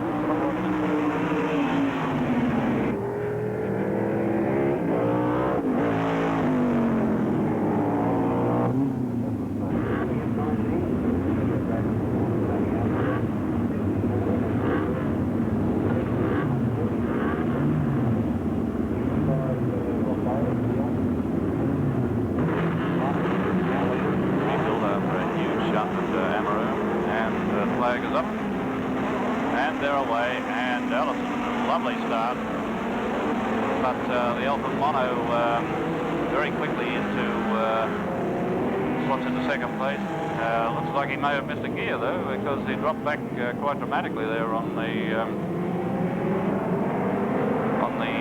start or first corner there. Rex Colliver, of course, in second position. Then comes Tony Armstrong. Car 15 failed to start, stalled on the grid. Watching them now as they come up into Penrite corner. It's Allison in the lead from Colliver, then Tony Armstrong, and then Max McPherson, the incredible little Alpha Imp, was one of the Alpha Monos in hot pursuit. Can't quite pick up the number. Either Bailey, I think, in Bailey, 65, yeah. I think. Then comes Brian Simpson in the equally incredible Eagle Imp, ahead of Brabham BT18, would you believe? This is ridiculous. Watch the Eagle Imp as it comes through the S's here. It's a sight to behold. Brian Simpson just literally picks the car up like someone picking up his skirts and hurls the car through the corners. There he goes. Whoop! Oh. Cheekily looking for a way through, and he does. Car 65 in big trouble, having trouble. Robert Bailey in the Alfred Mono having a lot of trouble. Looks like getting gears, hand in the air. So back to the action, and Peter Addison streaking away in front. Yes, indeed. He's in very good position. Seems to have developed a new lease of life in this car, because he's flying, and I see that he went very, very well at a recent historic meeting in New South Wales also. Great battle for third spot. McPherson closing right up on Tony Armstrong's Brabham as they went up into the first of the tight corners up at the top of the circuit. In fact, has lost a little bit of ground to him through the S's at the top of the circuit, but I'd say by the time they get back to us here, he could be right up with him again. Although no, it looks as though he's dropped back once more, and Armstrong has gained a little in third spot. Well, when you consider that Armstrong's got about 175 to 180 horsepower, and McPherson was having the absolute screaming tops, 100 horsepower in that. The things he does with that car is really phenomenal. Of course, the car is very light, but it's only got drum brakes, and I don't think he uses the brakes. I don't think so. No. They last forever. I know, challenge now at the front. Having driven against Max in that car, I know just how hard he is to beat around here. Yeah. The battle for the lead now is really taken up with Colliver. It's really pushing Addison. Well, there's a battle all around the circuit. Yes, wherever you look. The rear of the field look at the back here at the end of That's the right.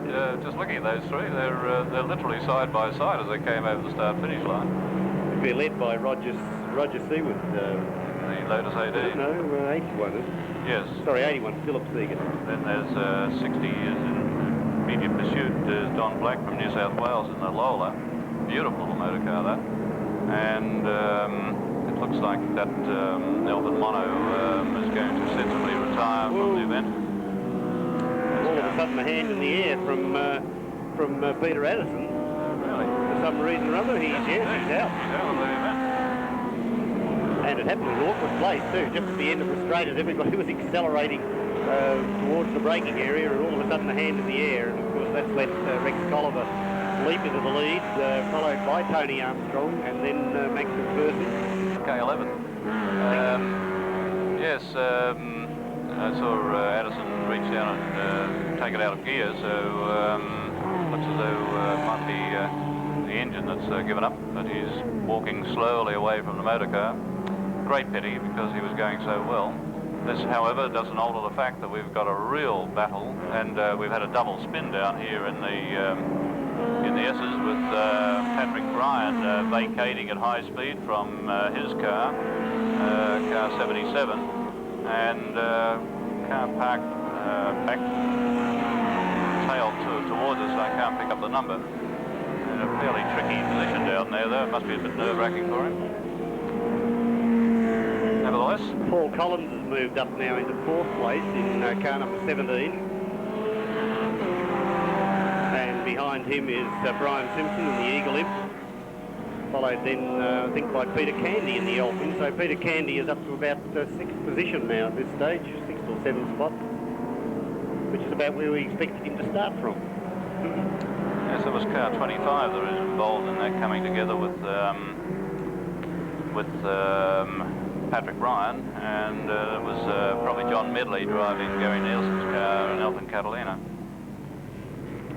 The leaders are back with us again as they come into the S's once more. Still Rex Colliver in the Elfin being hounded by car 19, Tony Armstrong. Rex really doing a very good job, because the Elfin Mono was never considered to be a comparable car to the Brabham in the handling department. And since he's had this car, he's just gone from strength to strength with it. Of course, he does have the advantage of being one of the best known Ford twin cam tuners there is around in Melbourne, and he's probably getting every bit of horsepower that's possible to get out of a twin cam in that car. But still doesn't detract from his ability as a driver,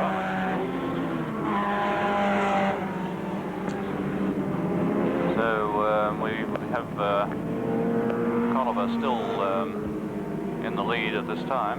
Tony Armstrong 2nd, Max McPherson still 3rd. Paul Collins in Repco Brabham is 4th. In 5th position, the Eagle Imp of Brian Simpson. Then car 75 in 6 spots, Jim McConville in the Cooper Alpha, and bringing up 7th position, car number 5, and that's Peter Candy in the Fastman Proprietary Limited Elfin. Just thinking, when you consider how much Brian Simpson paid for the Eagle Imp, admittedly it's cost him a few bob since, but he picked it up from a wrecking yard. It was out in Marnie's Lane Reservoir in a wrecking yard for $1,200. The thing embarrasses cars that are worth, some of these cars we're looking at are worth somewhere between $20,000 and $40,000, and here it is running 5th.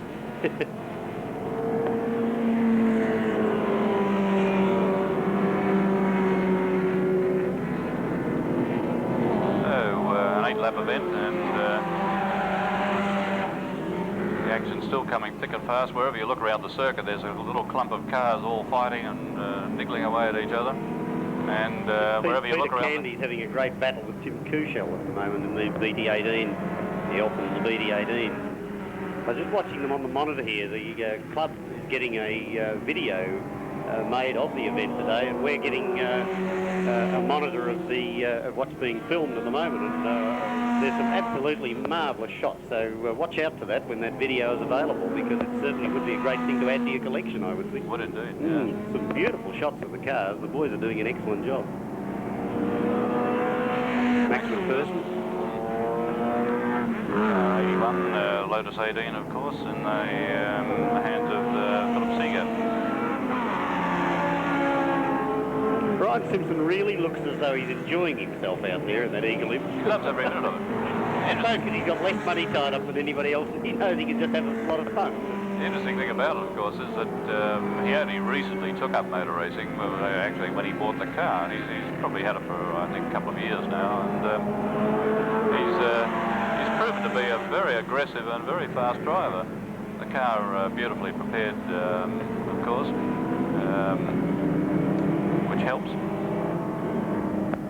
I think the checkered flag's coming out, so it looks as though Rex Tolliver's going to add his name to the list of winners today as he swings around through the last of the S's, past the pits, and takes it out. Car number 11.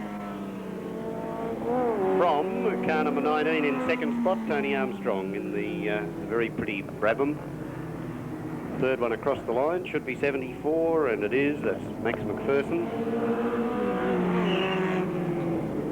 Followed by 17, yes, 17, should be fourth position, Paul Collins. And there he is, on the Eagle Imp of Brian Simpson, and then 75, which of course was Jim McConville of the Cooper Alpha, and then Peter Candy. The rest of the cars in between, of course, having been lapped. Interesting, Adrian, that the two cars that went across the line almost side by side, Paul Collins in the Brabham and Brian Simpson in the Eagle Imp. You couldn't find a more diverse pair of motor cars.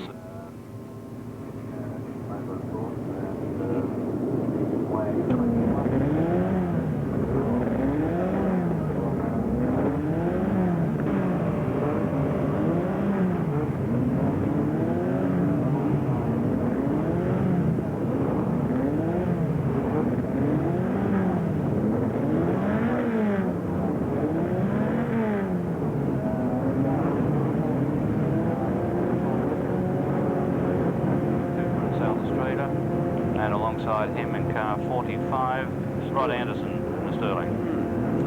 The Benalla, incidentally, was a car of the genre of the Lotus 23. A very pretty car, but never really seemed to reach their potential. No, Gary didn't want to spend a lot of time on them, unfortunately. So it's Sampson into the lead. The only other Group O car is the Elva in the hands of Winston Kim, who's running fourth. And it looks like Nick Britton got a bit of a serve there from Ian Pope. I don't know whether they actually touched or Britton had a bit of a lose, but he swerved right to the side of the circuit, still holding in second position. Then Peter Whelan comes up on the inside of Winston Kim and snatches away fourth position.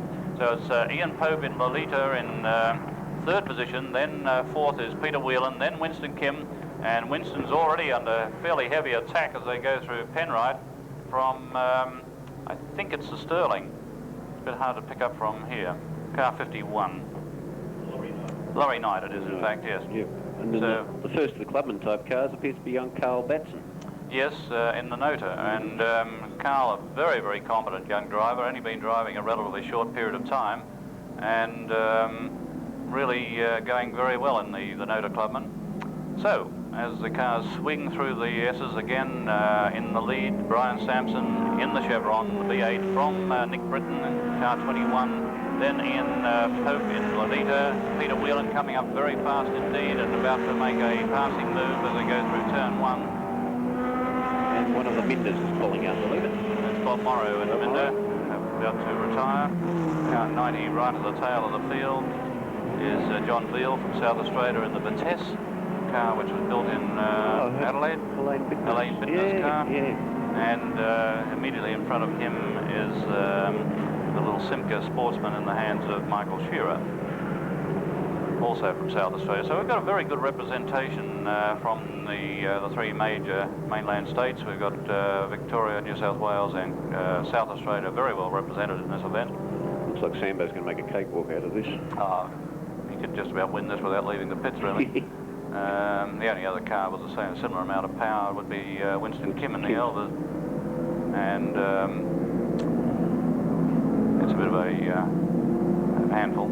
So it's Sampson, still Nick Britton. Nick doing a lot of writing now for Thoroughbred Classic Car and Classic Cars and Sports Cars on road testing of Australian specials, which are getting very good coverage in the English magazines. Unfortunately, I rather expect that in no time at all we'll be inundated with bombs and large checkbooks coming out here to buy all the good stuff. Send them back, I say. Send them back. I noticed Ian Pope in the Lolita. The car is currently lying third. It runs a rear engine, mid engine, whatever you want, mini motor and gearbox, and anybody who's ever tried to pick up a mini motor realise they're a hell of a big lump. And despite all the best of design intentions, it does tend to be rather tail heavy and wobble around a bit. Yes, that was an interesting little motor car. It was never super successful when it was first built. I think by the time that they built the car and actually got it on the circuit, the Lotus 23s and the clubman cars were really coming to their own.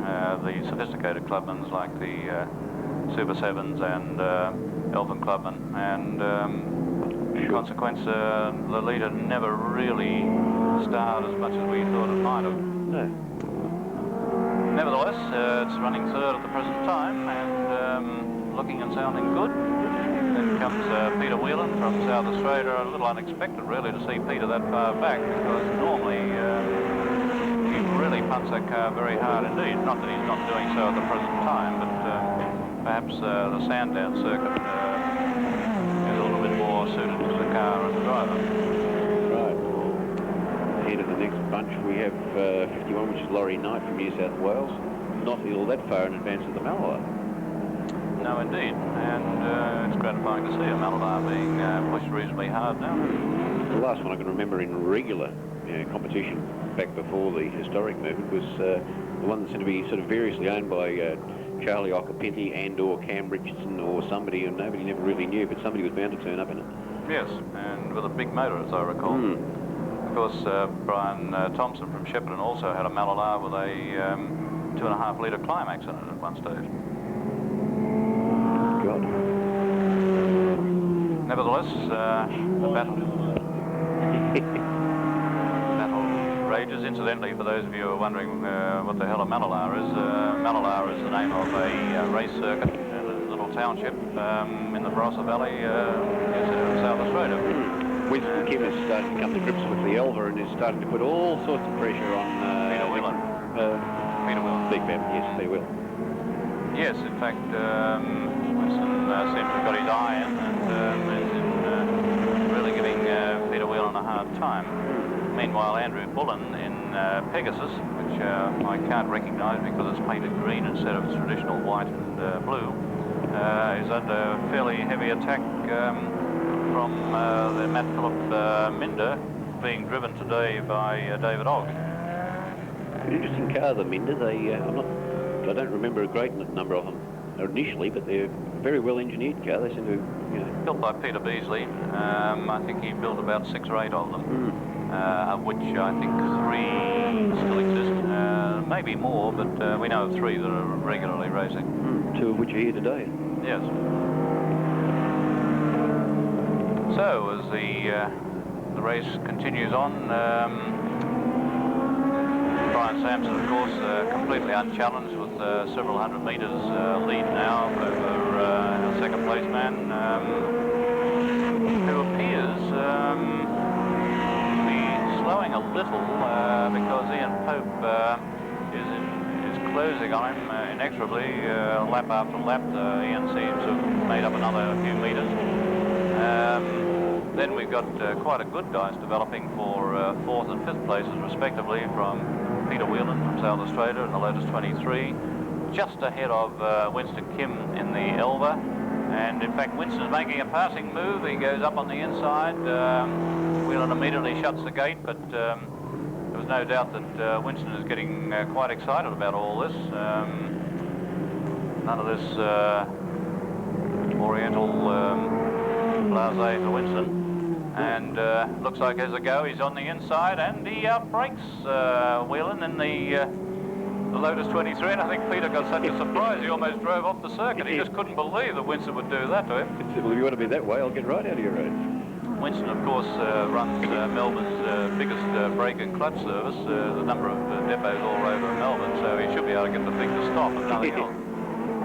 Graham Henderson in the Malala has dropped back a little bit from the Lotus 23. He's now under attack from the Sterling.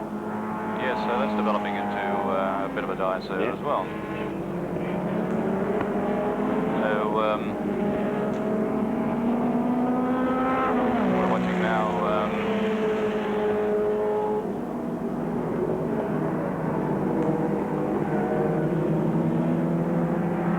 Actually, one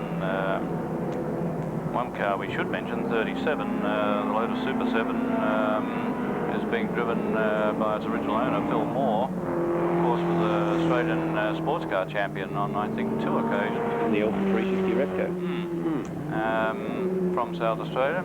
It's good to see Phil making one of his rare appearances in historic racing here at Winton. It's good to see Phil making an appearance anyway. He was a very, very polished driver. That's right.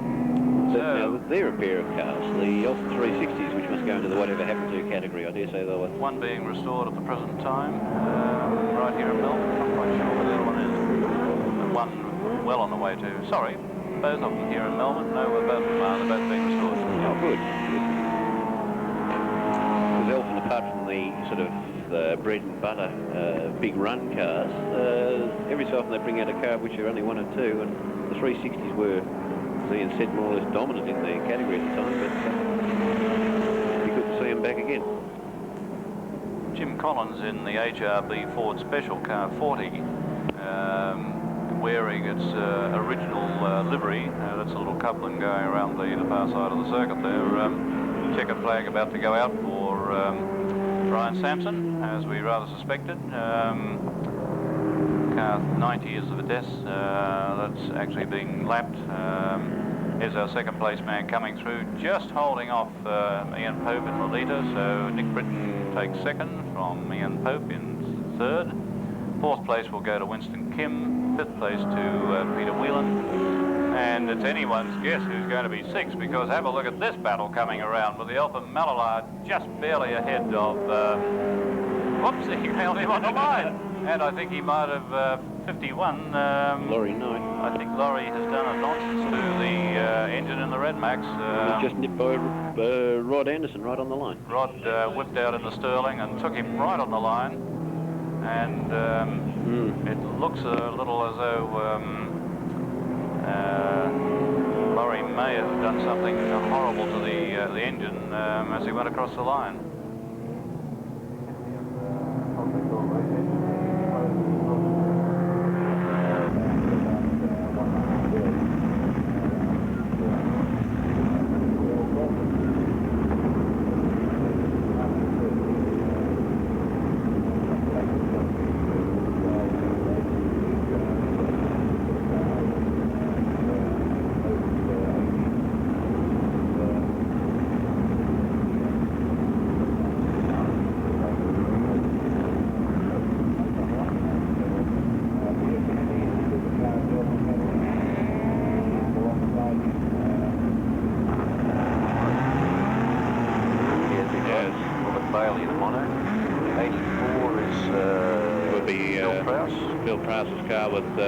At the wheel.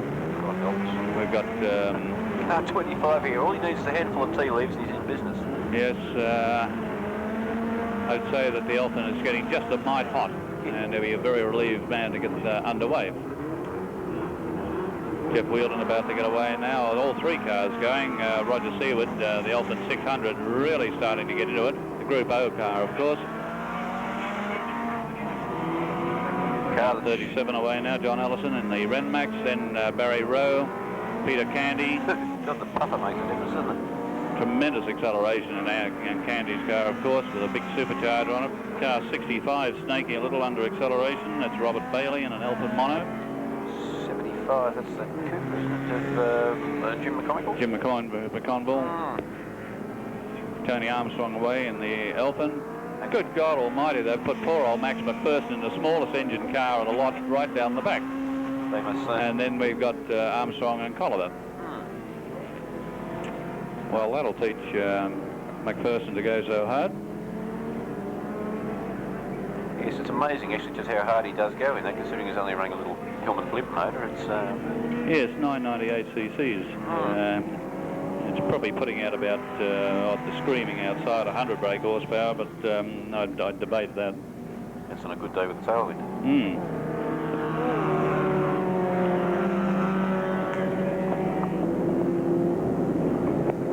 So we're looking now for our leader. The race settles down.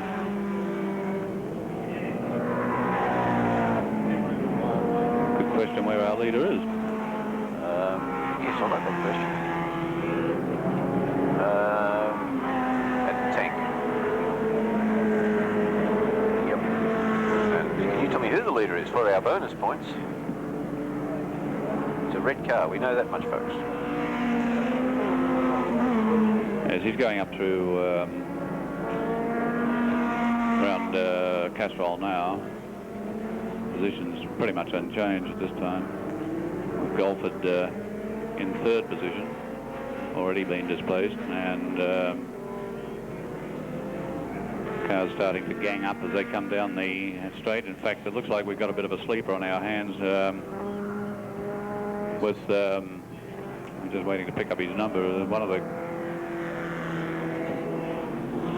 car 58 I think would be a watching. John Best in the Brabham. Meanwhile, the car that's leading is Herb Neal, was the fellow who you wished all the best of luck. It looks like he's managed to find a sympathetic ear in the handicapper's box anyway, because he's got quite a passable sort of margin at the moment. Yes, but just watching John Best carving his way through the field in the Brabham, and he's really pulling in a few things. But look at Patrick Ryan going through on the inside.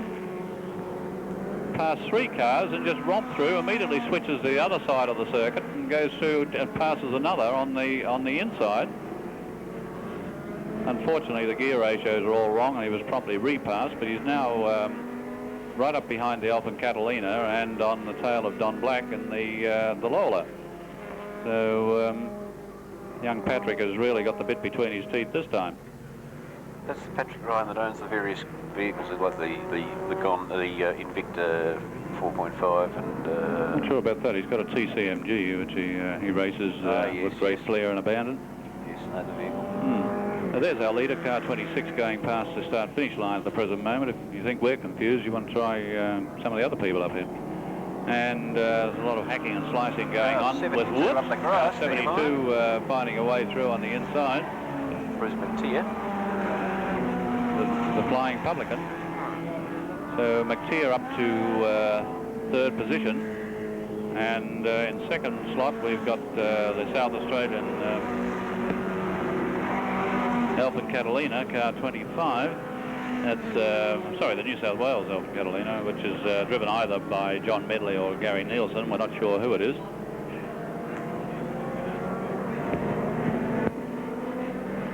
The Elton 600 is suffering a slight disease. Yes, it seems to slow dry quite dramatically. It should be romping away with this event, of course, but okay, back to the leader, who's now going through Castrol and is not going to be a leader for very much longer, because it looks like Barry Rowe and the Gemini has really got through the field in a fine fashion and is setting up for a run. He's in second position, and McTeer is flying. I think it's McTeer. Could be right. Or is it Candy? No, it's Peter Candy. Done it again. Out comes Candy for the handicap. Old Herb's holding a good lead there. Depends how many more laps there is. There's Bruce McTeer running second, Barry Rowe third, and Peter Candy in the supercharged Alpha Catalina romping through the field, as is Bruce Colliver, who's caught up with the tail enders now, and he too is carving his way through the field. Tony Armstrong in a good position, but not enough time to really affect the outcome of this race, because the checkered flag is about to go out. The question is, can they catch the Neil Ford? He's now going through the fishhooks up into Castrol, and right on his tail is Bruce McTeer, and right on Bruce's tail is Peter Candy, and Candy is really putting the slipper in, goes past McTeer, goes past Barry Rowe, comes down into the braking area. I don't think he'll have quite enough time to sort out our leader. No, it's going to be Herb Neal. Oh, and Candy almost on the line. Good handicapping indeed. Brilliant piece of handicapping. Look at this for a finish. There goes Tony Armstrong, the back marker, and Bruce Colliver. And it looks like Patrick Ryan ran into problems along the line, because the car was looking distinctly tired as it went across the finish.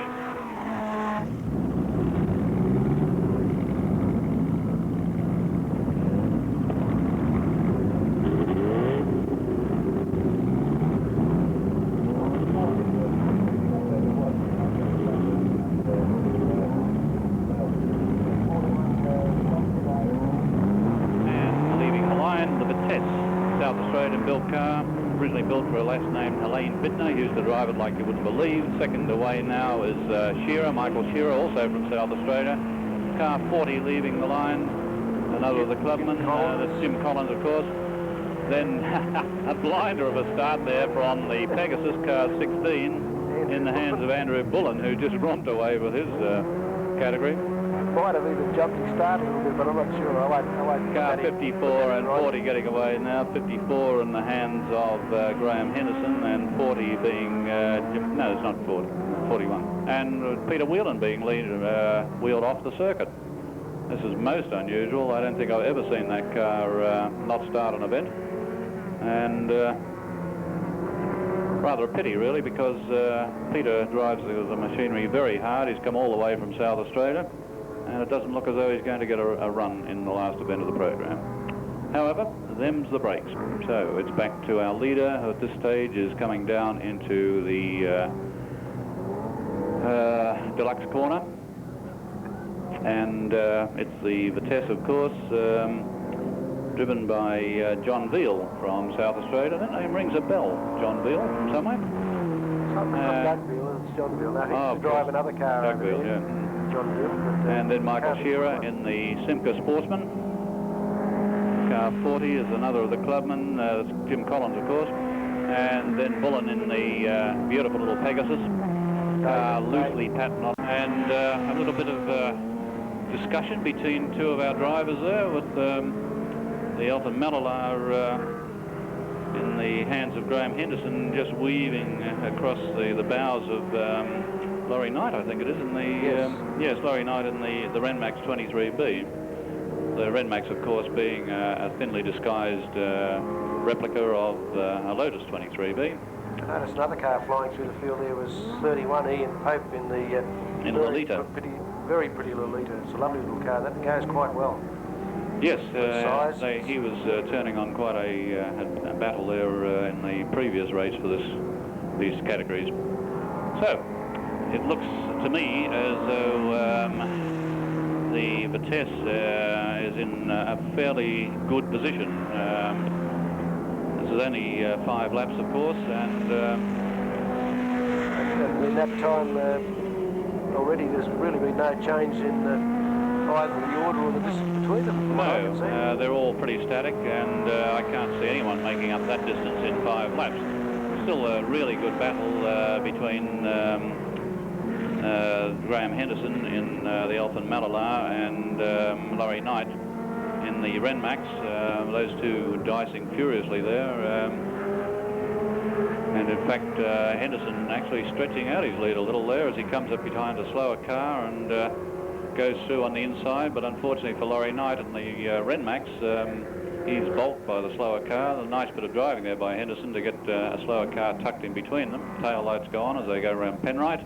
That slower car, incidentally, I think it was Frank Cattell in the Bull Amp, the Mark III Bull Amp. It could well be. It's getting very difficult to see anything up here. A, because it's getting dark, and B, because the windows are fogging up. And it's not because I'm even breathing hard either. So John Veal doing it fairly nicely at the present moment. That car's done an enormous amount of racing over the years. Good dice now between the Pegasus and Collins. Pegasus got up into 3rd place now. It's the only real change in any lead, apart from the very back markers. Andrew Bullen, of course, driving the Pegasus, and still this battle rages between Henderson and Rod Anderson, Laurie Knight at least, but Ian Pope in Lolita coming up to join the string, and in fact this is pretty much a carbon copy of what they were doing in the previous race, so these 3 cars are very evenly matched.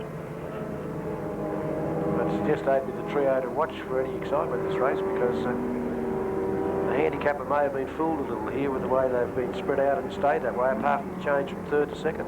Yes, there is, however, the point that if they do get a little bit too good, then they might get a minute penalty, which changes the complexion a bit.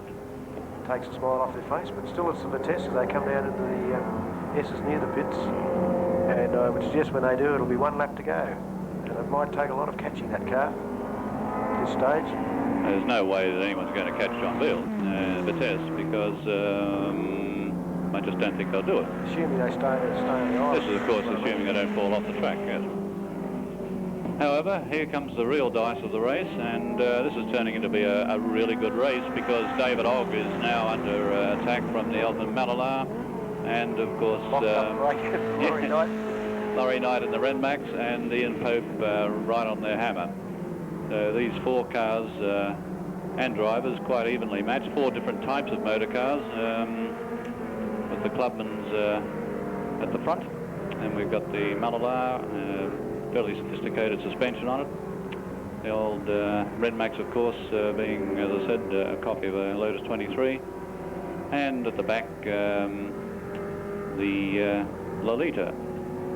And one of those cars has dropped out of the 4. I can't quite see from this distance. It's the Renmax, it's the Benalla, Henderson in the Benalla. He did it by going around the circle, which is doing a few extra miles he didn't need at this stage of the game. And it looks like a late run for the flag here. It looks like Pegasus coming down at high speed. Whoa, he's lost it, and very nice bit of evasion there by Michael Shearer.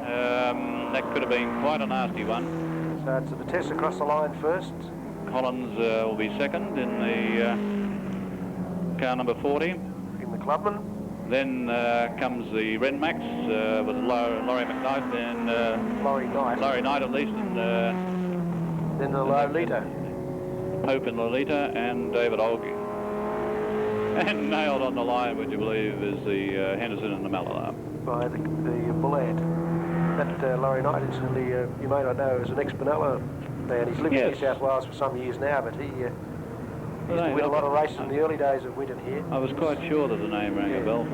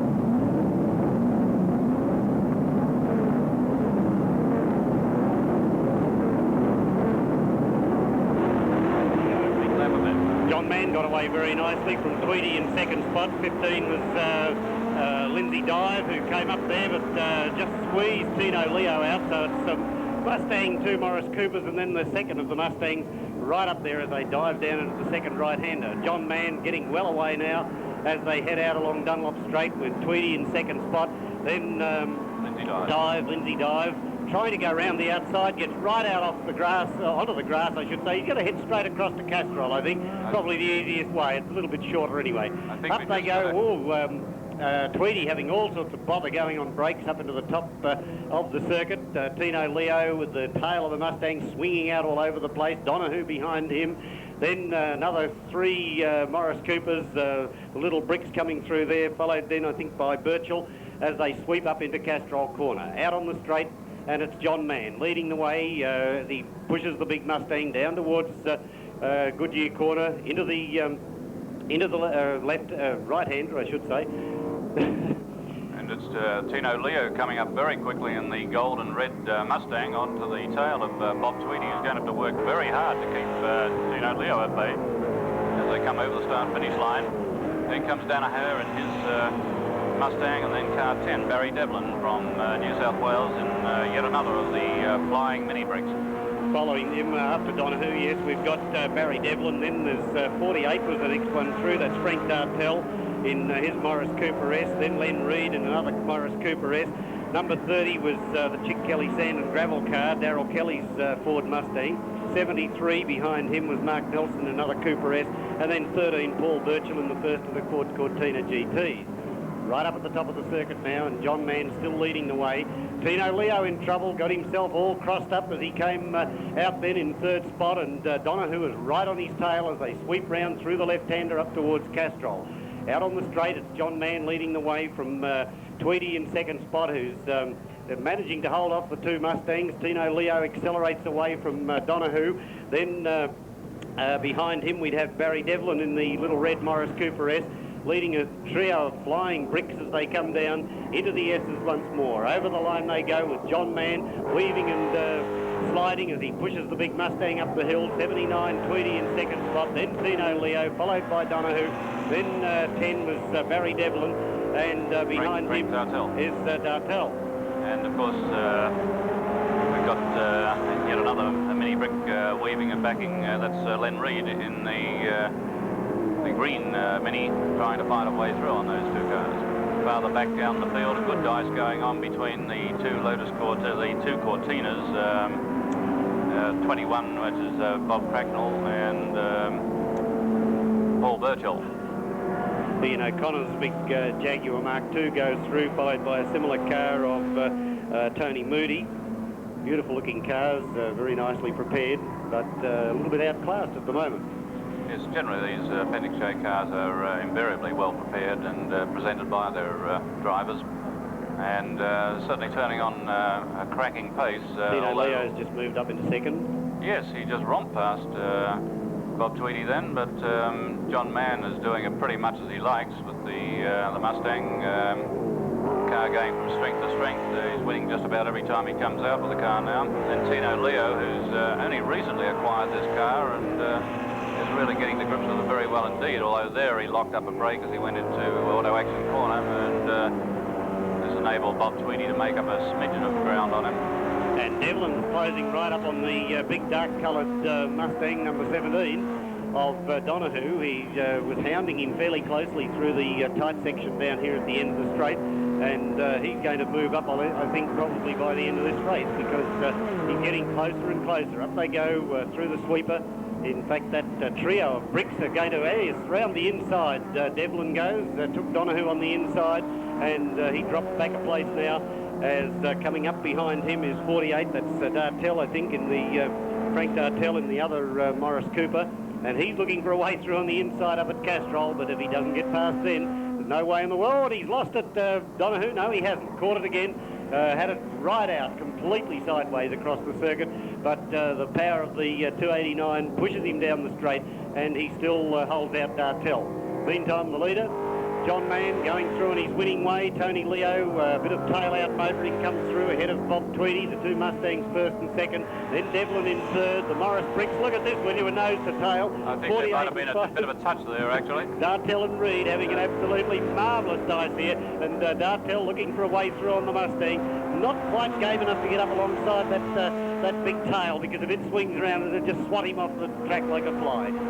Someone getting pretty desperate. It looks as though he's made contact. There's Tony Pekovic in the bright red Holden, running well back in the field and having a huge dice with the Paul Burchell Cortina and car 44 with Chris Anderson's Cortina. Donahue having all sorts of trouble up at the top of the circuit with those two little Morris Coopers, one trying to go round the other, one side and one round the other. And Dartell and Reed absolutely pushing hard. The white flag is out up there. Bob Tweedy out of the event. Oh, just going slowly, I think, yes. Can't see anything else blocking the track or doing anything untoward, as John Mann now down through the S's, coming round to lap one of the Mark II Jaguars of Moody's. He sweeps across the line. Tony Leo is a little bit closer to him. In fact, if he drove straight all the time, he probably would have caught him by now.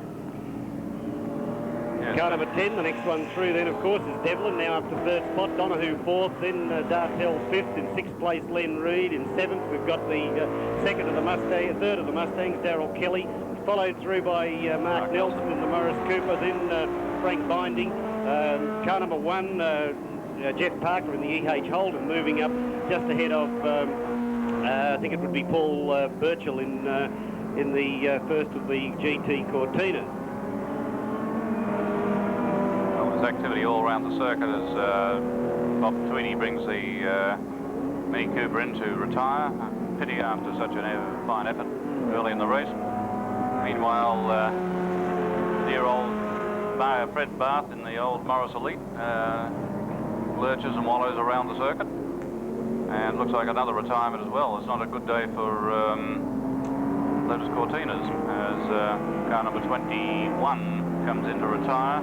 That's Bob Cracknell, Cortina GT.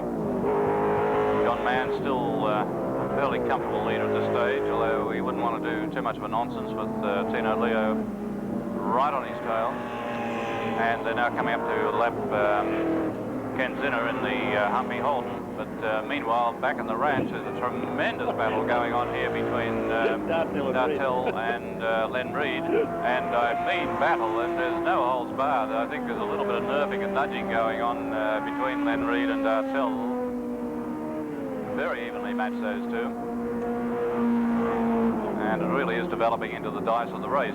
Actually, I think they've slowed each other down a bit because they've allowed Donahue to get right away from them now. And Yes, Donahue's quite right. well and truly entrenched in fourth position at this stage, and no hope of catching Devlin by the look of it, but not in a great deal of danger from the two Morris Coopers behind him that seem to be worrying about each other all the time and shutting gates and slamming them and locking them and doing all sorts of crazy things to try and keep each other out. Adrian, a most unlikely dice between, of all things, Fred Barth in the old Morris Elite and car 25, David Lyle. Yes. I mean, theoretically, the Cortina should run away and hide, but Fred's really keeping him very honest indeed. They're door handling each other around the circuit there. Absolutely nothing between them. Two leading Mustangs have gone through now, and still the same amount of distance between them. There goes their third place car, Devlin, round down the little Coca-Cola straight towards the right-hander. Donahue going well in car 17, the Mustang. Then this fantastic battle between Dartell and Len Reed. Number 30 then, of course, is the Darrell Kelly Mustang, and behind him we've got 73, which is the Mark Nelson Morris Cooper. Can't seem to make any impression on him at all at this stage. 34 has been lapped. That's the Ian O'Connor Mark II Jaguar. As they go through, car number 1 just passes us here. Jeff Parker, for some reason or other, out off the track and going down on the gravel on the outside of the circuit. It's starting to get pretty ragged, actually. Yeah. Maybe having tyre trouble, perhaps. It looks as though the checkered flag is about to go out for John Mann coming through. He's coming through the sweepers now, and in hot pursuit still is Tino Leo. But it's a win flag to flag by John Mann from Tino Leo. Third place will go to Dartell from New South Wales in the quick little mini car 10. Barry Devlin in car 10. Yep. Then Dartell, and almost on the line, Len Reed pulls out of the slipstream, such as it was, but not quite close enough. Yes, that's the only unfortunate thing about a Morris Cooper S. They didn't create a lot of slipstream, but then if you were in another Morris Cooper S, you didn't need much. Didn't need much slipstream. Well, that, of course, was sponsored by Speco Thomas Sales Proprietary Limited, the very famous name of Speco and Eddie Thomas, two famous names. Now combined, of course, or always combined, and that's where you go if you want the good bits. If you want the good work done, that's for sure, because they really do an excellent job down there. Although this, of course, was the Speaker Thomas Sales division, as opposed to the reconditioning side. Well, that completes the first of our Group N races. I'm told that I'm to call them Group N from now on. I'm not allowed to call them Appendix J.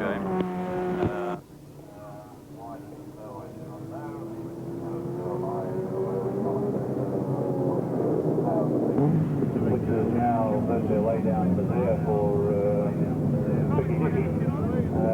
I think he's won the win today's round, but the end of the story, he can't be beaten. Okay, the last event of the program is the gathering and over Brow Night. The crowds on the grid, a pride of Jaguars, if you will. And up on the Triple Row in Town Street, the lovely and talented County Dinner Esquire. The last of the original district, which we found 38, the Denise cases, and he did again, right, piece of time, yeah. The Fred Barth, of course, is the Darth Vader entry, the Morris Major Elite, car 71. Then we have 45, which is John Wood, who has to be given a medal for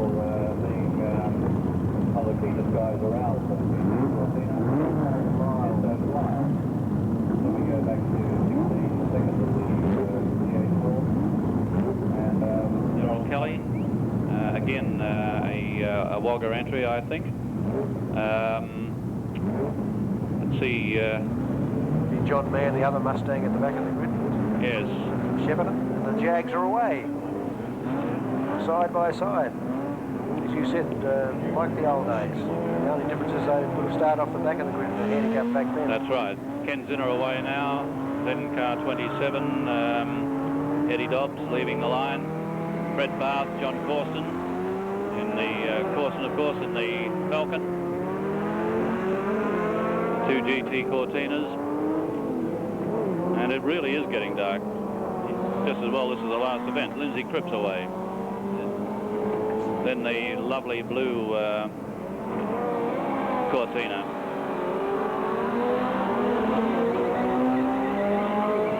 And an enormous amount of wheel spin from someone down there. I suspect it might have been Dartell in the Mini. Len Reed and car 48, Frank Dartell. Bob Tweedy in the pale blue Mini off and running again. I noticed the back markers, because they're so far behind on the grid, they actually got a flying start when the flag dropped for them. They were well away. And well away they'll need to be with a field this size, because there's actually 3/4 of a lap separating the front and rear cars, and it's going to be that much more difficult to drive in the dark buff and the slipperiness of the conditions, not only the dew but the oils that's been on the track for most of the day. And a fair gap between the two front Jags now as the O'Connor car gets up a lead of about 100 yards. They go down to Auto Action Corner, and still they've held off the Ken Zinner hold by some 150 yards. It's interesting to see the comparison in the headlights of some of these cars. Obviously some of them are running alternators, others are probably running the original generators, and some of them I think are running on battery. And some are running on no lights at all. Yes. And we're having a retirement with Paul Burchell retiring his Cortina GT. With Tino Leo hacking his way through the field, and John Mann coming up very fast on the tail of Bob Tweedy at least. I noticed Laurie Donahue in the other Mustang has really moved up probably quicker than anybody, and is really ploughing his way up through the field as they go into Mike Lindison Corner. Yeah, it's trying an outside line on the tail of the Lotus Cortina, which is not going to come off. Not to be recommended in the best circle. Car 30, the Darrell Kelly Mustang obviously had a moment somewhere, because he's right back in the field. Yes, if they run off the track, we'll never know, I don't think. We'll only read about it in the paper tomorrow. So, Jaguar 34 still holding down first position, but Ken Zinner, listen to that thing spin in the Humpy Holden in car 3 in second position.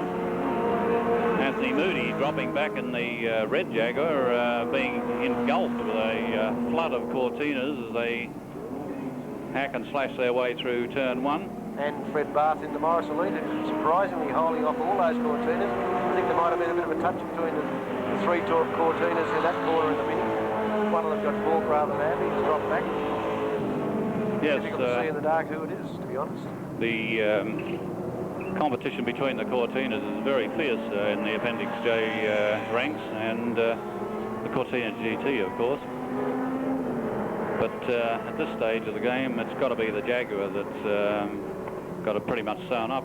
We appear to have lost Ken Zinner, or have we not? Let me see. It's getting so damn dark over there I can't see. No, Ken is still running in second position. He's got his headlights on. Fred Barth and John Corson are doing a tremendous job in third and fourth places respectively, and I think Corson's side by side with Barth in the Morris Major Elite as they come down into the braking area. They're three abreast. Side by side.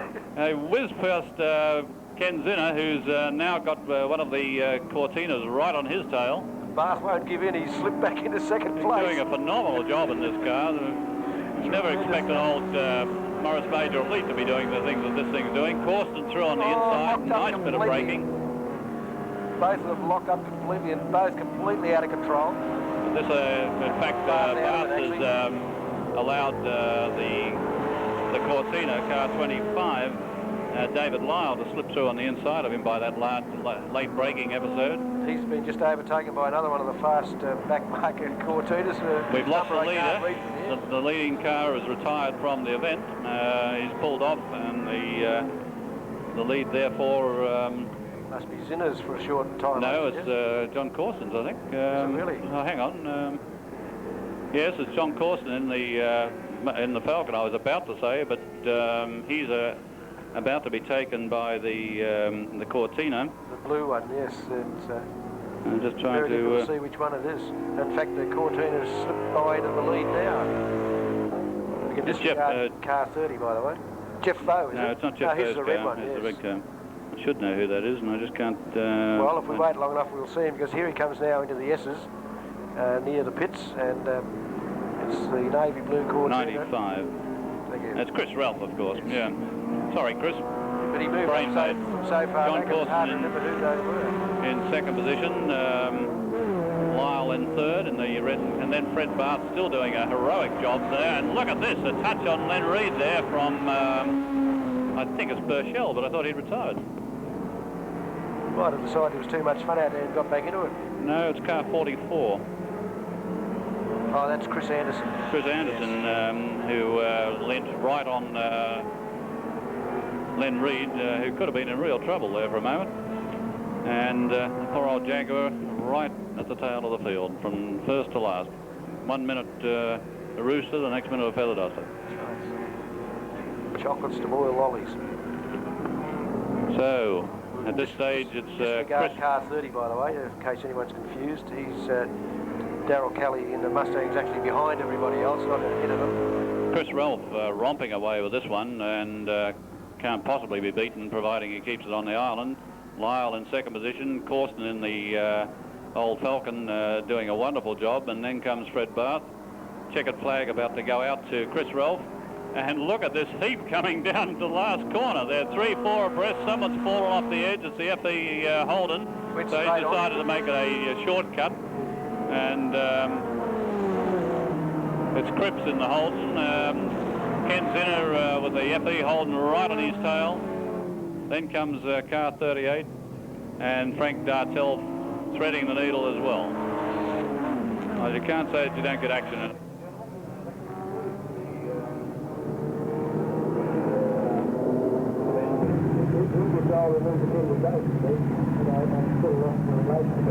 A couple of months ago, I was going up to the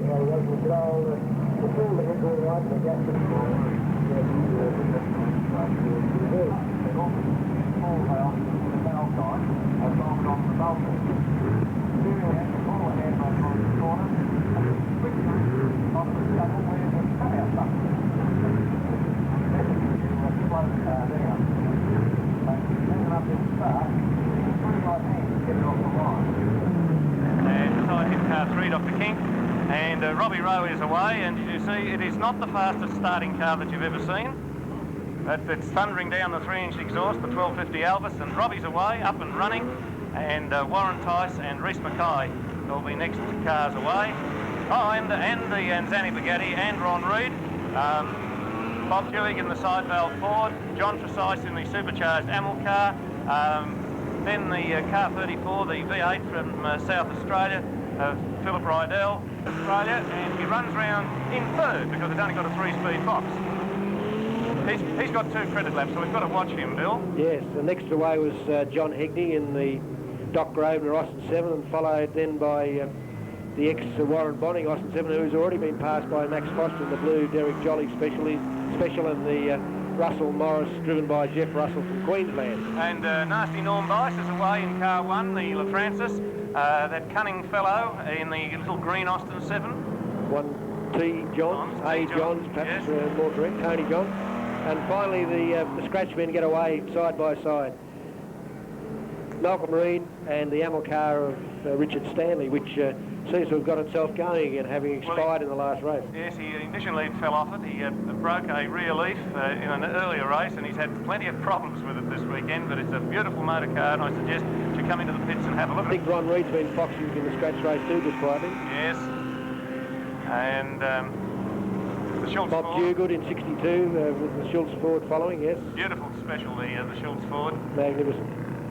And John Precise, and we got snuck under there by one of the Oster 7s. That's Johnny Higney. John Higney, yes. And from Queensland, of course, the Russell Morris. This is a supercharged Morris Cowley engine with Lancia front end and rear end and a ladder frame. Built post-war, but virtually in the pre-war guise. Flags waving madly as Philip Wheeler, car 36, the little blue Austin 7, has abandoned the ship. Spun off and, as you say, abandoned ship, so obviously has some problem unless he decides to push start himself to get going again. That's the ex-Doug Trengrove Ulster Austin 7 that I used to race in Adelaide for him. Magnificent little car, and obviously Philip's had some trouble this time. Well, we didn't say this was an 8-lap handicap, but it is. Robbie's got the Roadmaster well cranked up, and have a look at the way he hangs out of this motor car. Out he goes, half his body hanging out, defying gravity. Bit of pressure in the air tank. Ron Reed in second spot now. Warren Tice in the replica, and Bob King and the Riley having a real ding-donger there. They've been very close all the way. And by gosh, there's some other things happening up around Castrol at the moment, Bill. Have you been having a... No, in fact, I've been taking a note of the cars that went past, because with some of these cars having one credit lap and others two, we're going to have a little bit of trouble keeping track of them, quite frankly. We certainly are. One of the cars you mentioned before, car 25, had the credit lap, which may trick us later. Yes, 2 credit laps for Malcolm Shaw in 177. Ian Brock in car 64, he has 1 credit lap. And 87, Basil Van Donegan, he has 1 credit lap. So these blokes can be passed once and still be in front. Richard Stanley still managing to keep ahead of Malcolm Reed at the tail of the field. Malcolm Reed been absent from historic racing of recent times due to business commitments, and making a welcome return because Father Ron's been driving the car of recent times while he was rebuilding the Solomon. But I noticed the Solomon had a very crisp exhaust note in the pits yesterday. I guess that he's produced some, and still it's Robbie Rowe, because yes. they come down to the S's in front of the pits. He's lapped the Amel car, his other car in this race once, but he's got 2 credit laps, so they can pass him again. Yeah, Robbie doesn't quite believe he's in the lead. He had a bit of a look around. He didn't believe his rear-view mirrors then. Warren Tice attacking the dirt and trying to get to grips with Ron Reed. And still the Riley and the Bugatti hard at it each other. Bob Dewgood, next car through. Philip Rydell in the Schultz Ford. Then a long way back to Jeff Russell and the cunning Tony Johns. And we're just ahead of one of the characters of the Austin 7 Club, Trevor Cole, in the 750 Formula car. Nasty Norm Bice really trying hard in the lead, as he always does. Johnny Higney further back than he was before, because he had a spin in that last lap. And look at the V8 and the hand goes up. There's a car spun. Oh, it's the Russell Morris. Yes. And that spoiled a very interesting dice going on between the 2 back markers there. John Precise in the supercharged Amel car. That's another old car of Robbie Rose. Seems to have, well, he is the leader of the Amel car dealer team after all. Yes, why not? And Trevor Cole giving plenty of cheek up there in the twisty bits.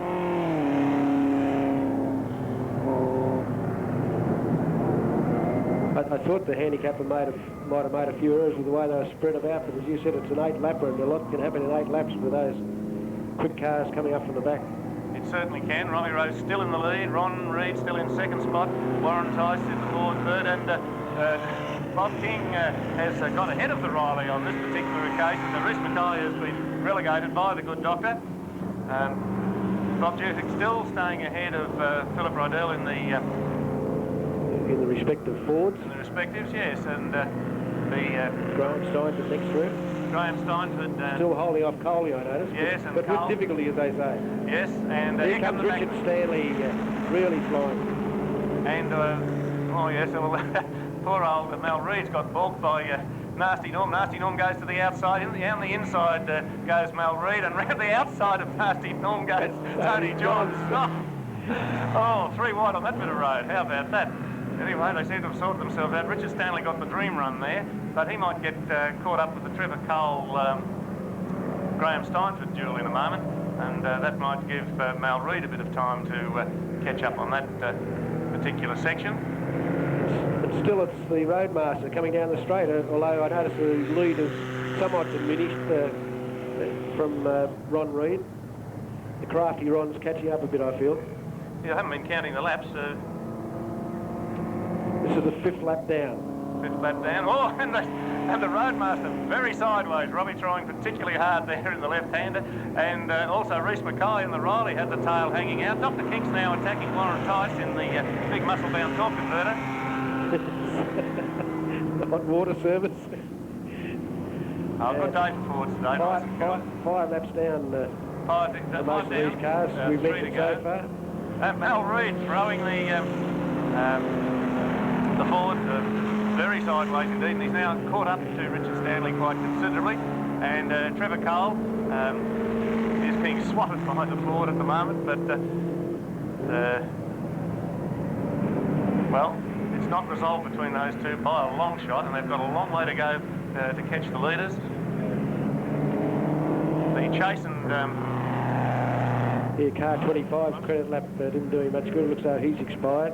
Right. Going up towards Penrite. Well, that's one we can cross off. Have they passed? They're about to come down and pass. No, I don't know. We don't know whether 177's been passed twice or not yet.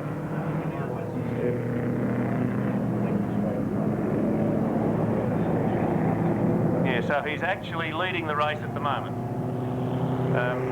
Robbie Rowe's been passed by a great gaggle of them there. Don't know quite what happened to him there. We were watching on the actual who was leading at the moment, and it's got swallowed up by the Ford.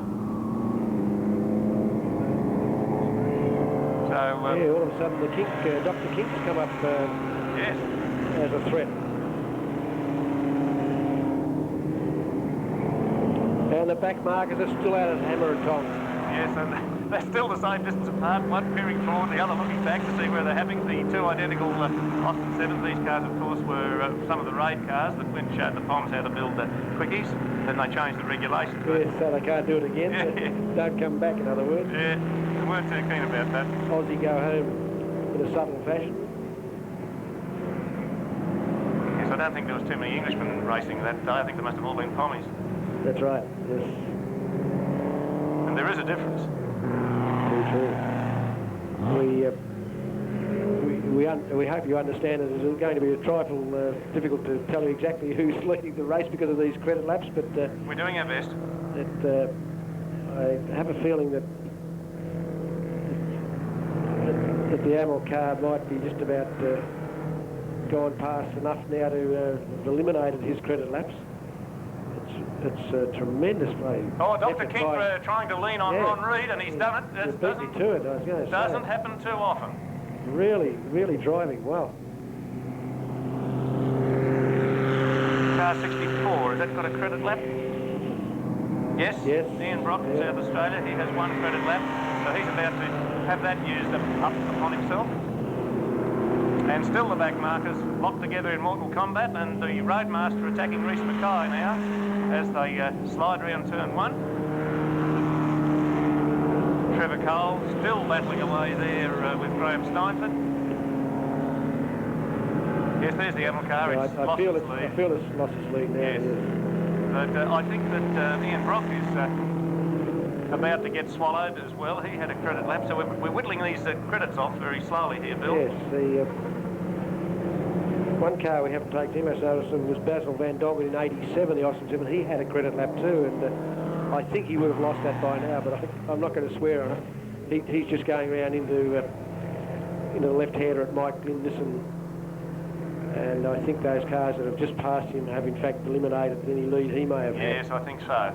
So we could almost talk about the cars on the road as... The flag is out, and the sneaky little Ford has got ahead of the even sneakier AC Amel car, and Malcolm Reid is really throwing the car around, and he's almost on the point of no return.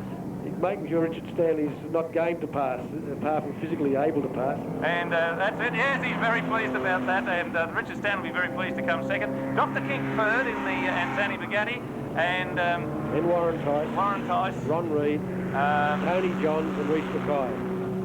and then the Roadmaster. Yes, a good handicap race. The handicapper really doing his job today. That was very good handicapping, and that's the sort of thing we like to see here. And even the credit laps worked out right. Yes. A great race.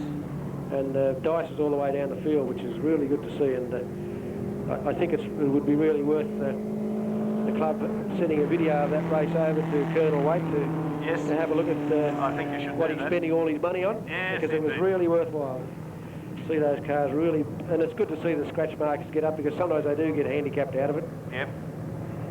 They did well, very well indeed. They did indeed. The next event, event 33, the Auto Precision